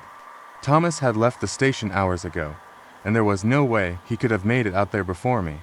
That thing, whatever it was, had been waiting for me. The air was thick with the scent of pine as we made our way to the campsite. It was one of those perfect weekends. The weather had been clear, and the night promised to be crisp. I was with my two closest friends, Jake and Sarah, We'd camped together for years, so nothing felt unusual as we hiked deep into the woods, our backpacks heavy with gear, and the sound of our footsteps crunching over the forest floor. By the time we set up the tents and got the fire going, the sun had dipped low. We settled around the flames, talking about everything and nothing.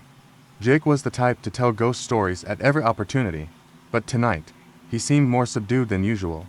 Sarah noticed it too, asking if he was feeling okay. He just brushed it off, but his gaze kept darting into the darkness beyond the firelight, like something was pulling at him from the shadows. We didn't think much of it. Campers get jumpy sometimes. The night dragged on, and after a while, Sarah and I grew tired. We zipped up our tents, and Jake made a final trip to the woods to take care of business. That's when it happened. I was lying in my sleeping bag, my eyes drifting shut, when I heard it. A rustling, like branches snapping underfoot. It was faint, but unmistakable. I froze. My mind immediately jumped to wild ideas. Maybe an animal. Maybe Jake had left something outside and a bear or deer had wandered near. The sound came again, closer. I held my breath, straining to listen. The rustling stopped abruptly, replaced by what sounded like breathing, low and slow. It wasn't Jake. No human breath ever sounded like that. It was ragged, uneven, and inhuman. I grabbed my flashlight, heart pounding in my chest, and flicked it on. I poked my head out of the tent and scanned the dark woods around our campsite. There was nothing, just the usual sway of trees in the wind. Then I heard footsteps. Barely audible, but they were there, coming from the opposite side of the camp. My blood ran cold. I wasn't imagining it. Something was out there. I crawled out of my tent and quickly unzipped Sarah's.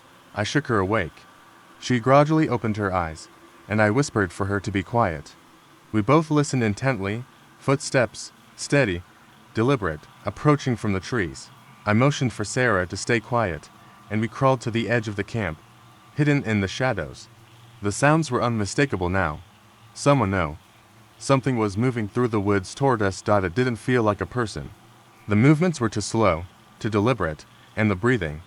It was louder now, unmistakable, like someone or something was trying to remain hidden, but couldn't control its ragged inhalations. Jake had to be in trouble. I stood and motioned for Sarah to follow. We hurried toward the trees where we had last seen him, but as we moved into the woods, the eerie sound of footsteps stopped, and then there was a scream. A desperate, animalistic scream that came from deeper in the forest. We froze, terrified, but our instinct kicked in. We had to find him. We had to help him. We ran toward the scream, stumbling over roots and rocks in the dark. We were nearly there when we saw something that made our blood freeze. Jake, standing perfectly still in the middle of a small clearing. He wasn't screaming anymore, but something was wrong. He was staring directly at us, his eyes wide, his mouth open as if frozen mid-shout. His clothes were torn, his face pale, and his body stiff as a board. We called out to him, but he didn't respond. Then, from behind him, something stepped forward. At first, I thought it was another person until I saw its face. It was not human. The thing that stood behind Jake had hollow, black eyes and a twisted, wide grin. Its skin was ashen, stretched tight across its skull, and it didn't move like a person either. It shuffled forward, its limbs jerking unnaturally, as though the body wasn't meant to move in that way. I reached out for Jake, desperate to pull him away, but he didn't flinch, didn't even blink. The thing behind him opened its mouth, revealing rows of jagged teeth, and it whispered something in a voice so low, I could barely hear it over the pounding of my heart. Then, it grinned again. The air around us seemed to thicken, like the very forest was holding its breath. I grabbed Jake's arm and yanked him back, pulling him as hard as I could. He stumbled, but didn't resist. We ran. We ran as fast as we could, not stopping until we were back at camp, panting and terrified. Jake was silent the whole time, his eyes still vacant and unfocused. He didn't speak a word. The next morning, we packed up quickly and left without a trace. Jake never spoke of what happened that night, but when I looked back at the woods one last time, I saw something standing among the trees. It was Jake, but not Jake. The thing in the woods was still there. It was supposed to be a simple weekend camping trip, just me and a few friends. We set out into the woods, eager for some fresh air, hiking, and quiet nights around the fire. Nothing could go wrong. We pitched our tents by a small clearing beside a narrow stream, the trees around us thick, and the forest alive with the usual sounds of nature. The first day was perfect. We hiked for hours, laughing, joking, and snapping pictures. We returned to camp just as the sun was dipping behind the horizon, casting long shadows across the forest floor. By nightfall, we gathered around the fire, roasting marshmallows and telling stories. But when the fire crackled down to embers, something shifted. It was a subtle change, but it didn't go unnoticed. The air felt colder, heavier. The rustling of the trees grew louder, more frantic. I remember thinking it was odd how the usual chorus of night creatures had gone quiet. No crickets, no owls, no rustling leaves, just silence. It made the firelight seem far too small against the vast, looming dark. I wasn't the only one who felt it. I caught my friends glancing around, eyes darting to the edges of the trees, as though they were hearing things too. But when I asked if anyone else felt it, they shrugged it off. We huddled closer to the fire, trying to laugh it off, but there was a tension in the air that none of us could shake. That night, I barely slept, tossing and turning in my tent, the sense of being watched pressing down on me. The next morning, we decided to pack up early. We'd seen all we needed to see, and the unease from the night before isn't something any of us wanted to ignore. But, as we began to gather our things, something strange happened. My friend Dave, who had been the first to wake up, looked horrified. He was staring at the ground near his tent, his face pale. "Hey, guys, you might want to look at this." We followed him over, all of us a little nervous. At first, I thought it was just an animal track, perhaps a deer or a bear, but when I crouched down to inspect it, my heart skipped a beat. The print was enormous, far too large for any animal I knew to live in these woods. It was human-shaped, but twisted, the toes far too long, and the heel unnaturally deep. "That's not possible," I whispered. As we all stood there, trying to make sense of it, a sudden rustling came from the tree line. It was fast to be an animal, and too deliberate to be the wind. We froze, hearts racing, but nothing emerged. Dave suggested we leave immediately, and no one argued. We packed up quickly, eyes scanning the surrounding woods as we hurried to break down the camp. The trees around us were unnervingly still, the silence now deafening, like the forest itself was holding its breath. We were halfway back to the car when it happened. A scream, sharp, ragged, and full of terror, split the air. We spun around, instinctively searching the woods. At first, we saw nothing, just the dark expanse of trees. But then, we noticed something out of place. Between the trunks, a figure was standing just out of reach of the shadows. It was tall, impossibly tall, and its outline was too faint to make out in detail. For a moment, I thought my mind was playing tricks on me. But then it moved.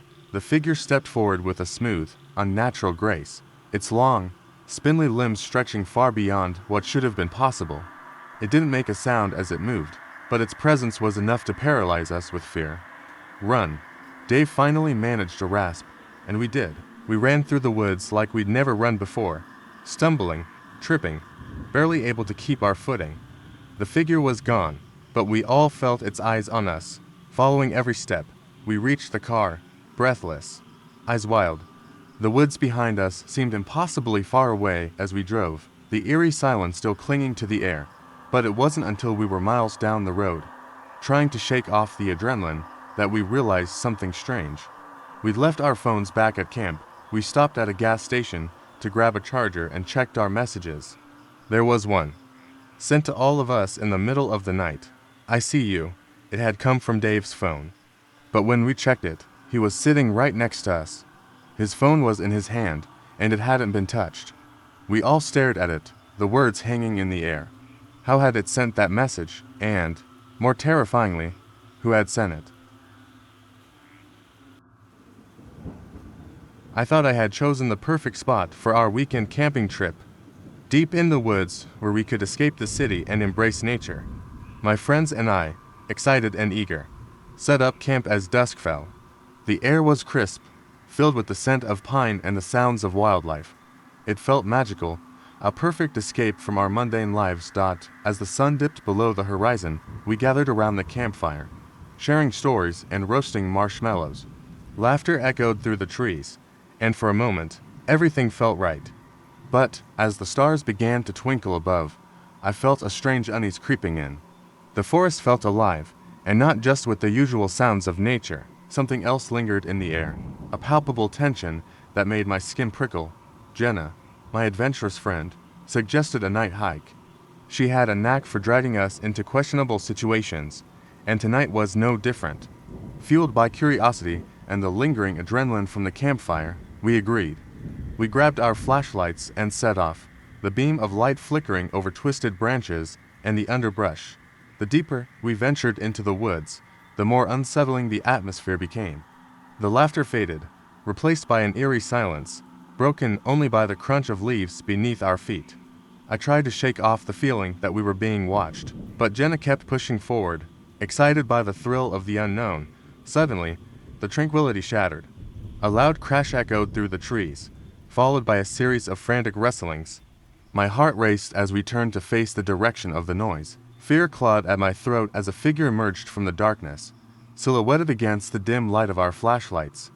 It was a man, covered in dirt and leaves, his eyes wild and desperate. He stumbled toward us, breathing heavily, chains dragging behind him. I wanted to scream, but couldn't find my voice. The man's mouth moved, but no words came out. Panic surged within me, and I grabbed Jenna's arm, pulling her back. We stumbled over each other as we ran, adrenaline coursing through our veins. We ducked into a thicket of bushes, hearts pounding, praying we were hidden. From our hiding spot, we watched as the man continued to pace, his chains rattling. Then we noticed the lights. Tiny, flickering lanterns began to dot the forest floor, slowly illuminating a group of figures approaching from the shadows. They moved with an unnatural grace, their faces obscured by masks, their bodies swathed in tattered cloth. Each one held a lantern, casting an eerie glow that danced around the trees. I could barely breathe as they surrounded the man, whispering in hushed tones. The air grew thick with tension, and I felt a shiver run down my spine. I was sure they had come for him. I squeezed Jenna's hand, fear tightening its grip on us. It felt like a nightmare, surreal and horrifying. The figures began to chant, their voices rising and falling in a haunting melody that resonated through the trees. The man's eyes widened in terror as he struggled against his chains, but it was useless. They closed in around him, and the air turned electric with anticipation. In that moment, I felt a sharp pain in my chest, a mix of terror and dread. I wanted to run, to escape this nightmare, but my legs felt rooted to the spot. Suddenly, one of the figures turned, their mask glinting in the lantern light, and I saw the empty eye sockets staring directly at me. I gasped and instinctively ducked lower, but not before I caught a glimpse of something chilling. The man wasn't just a victim, he was one of them.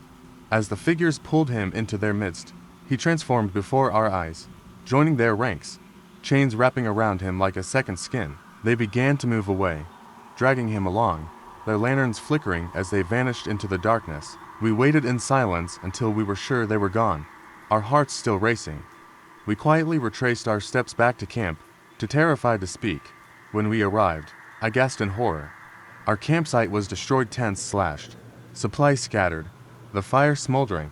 But the worst part was the message etched into the ground in what looked like dirt and ash. You should have joined us. We didn't look back as we packed our things and sprinted to the car, desperate to escape the forest grip.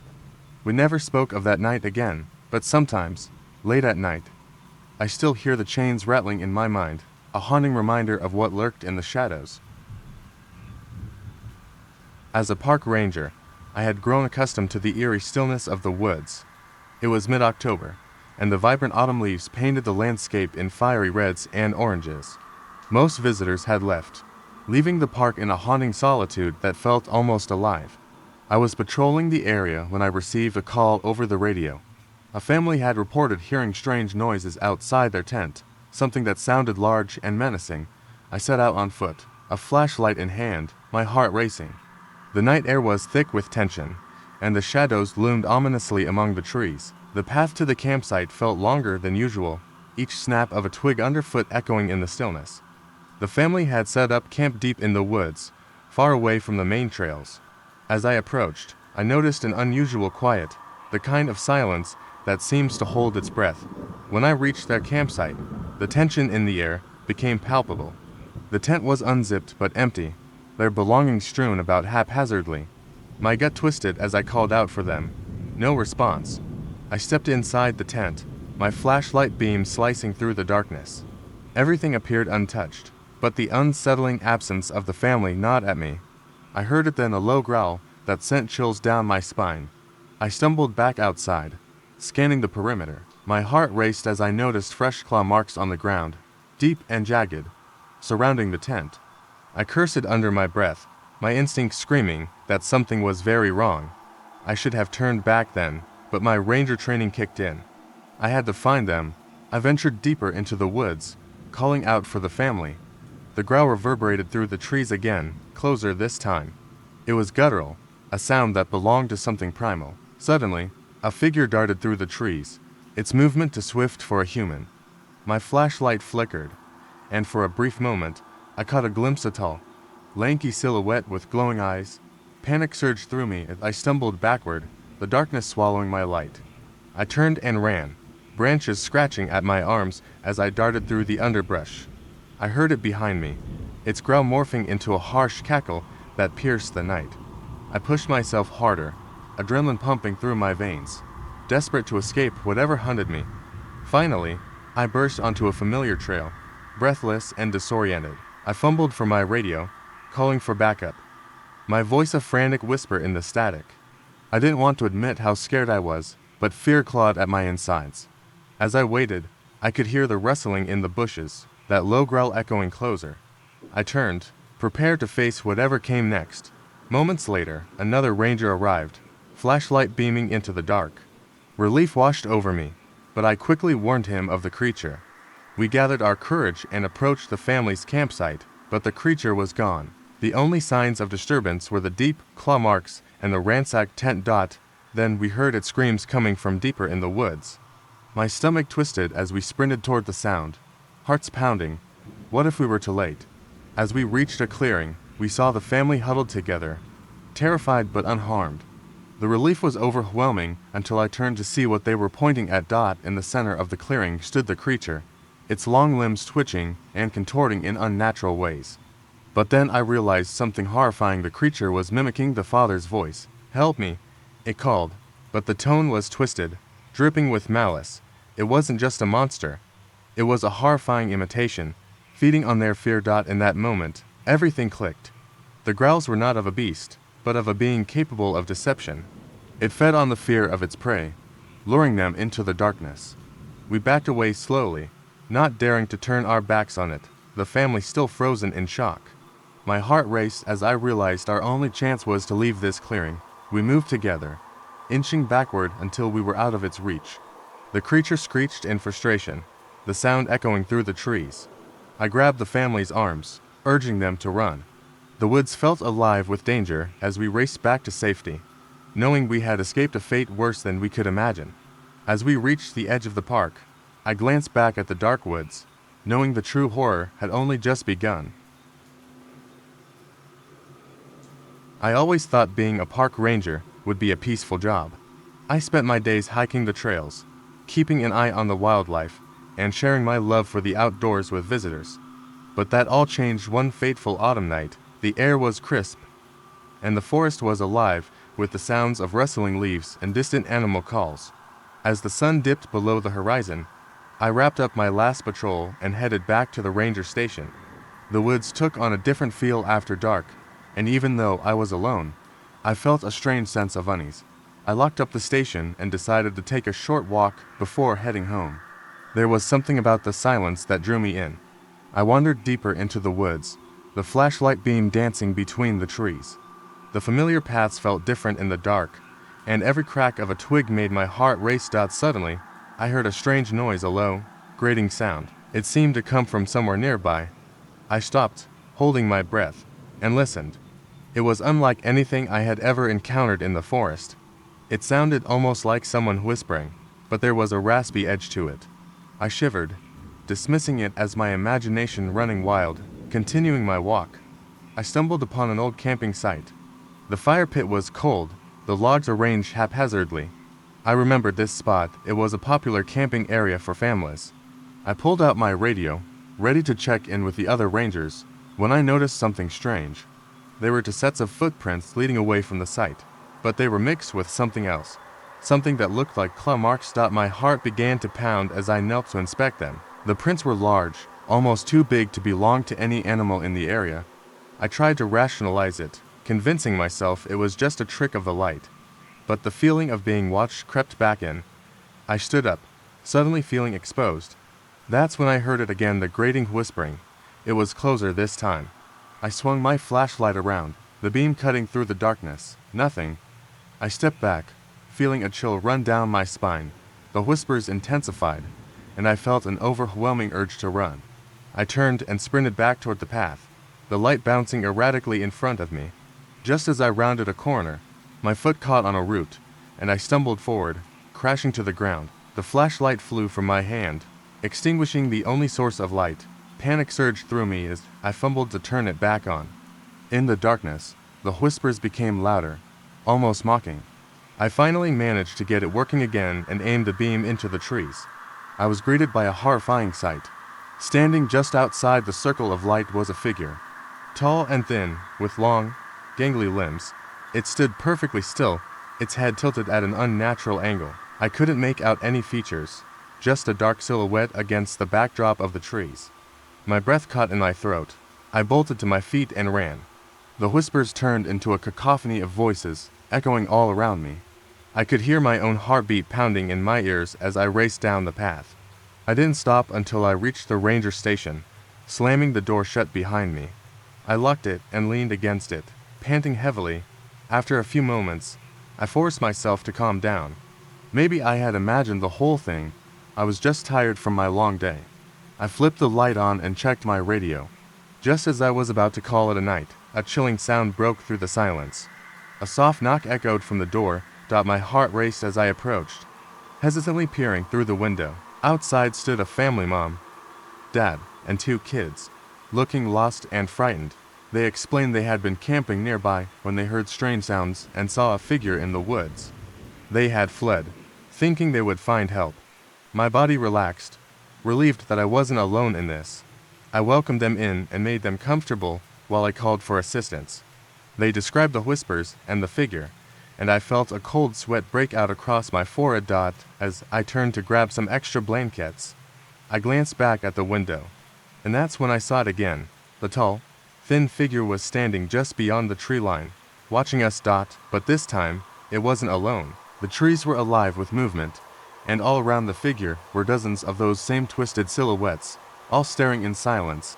I stumbled back, my mind racing. I wasn't crazy.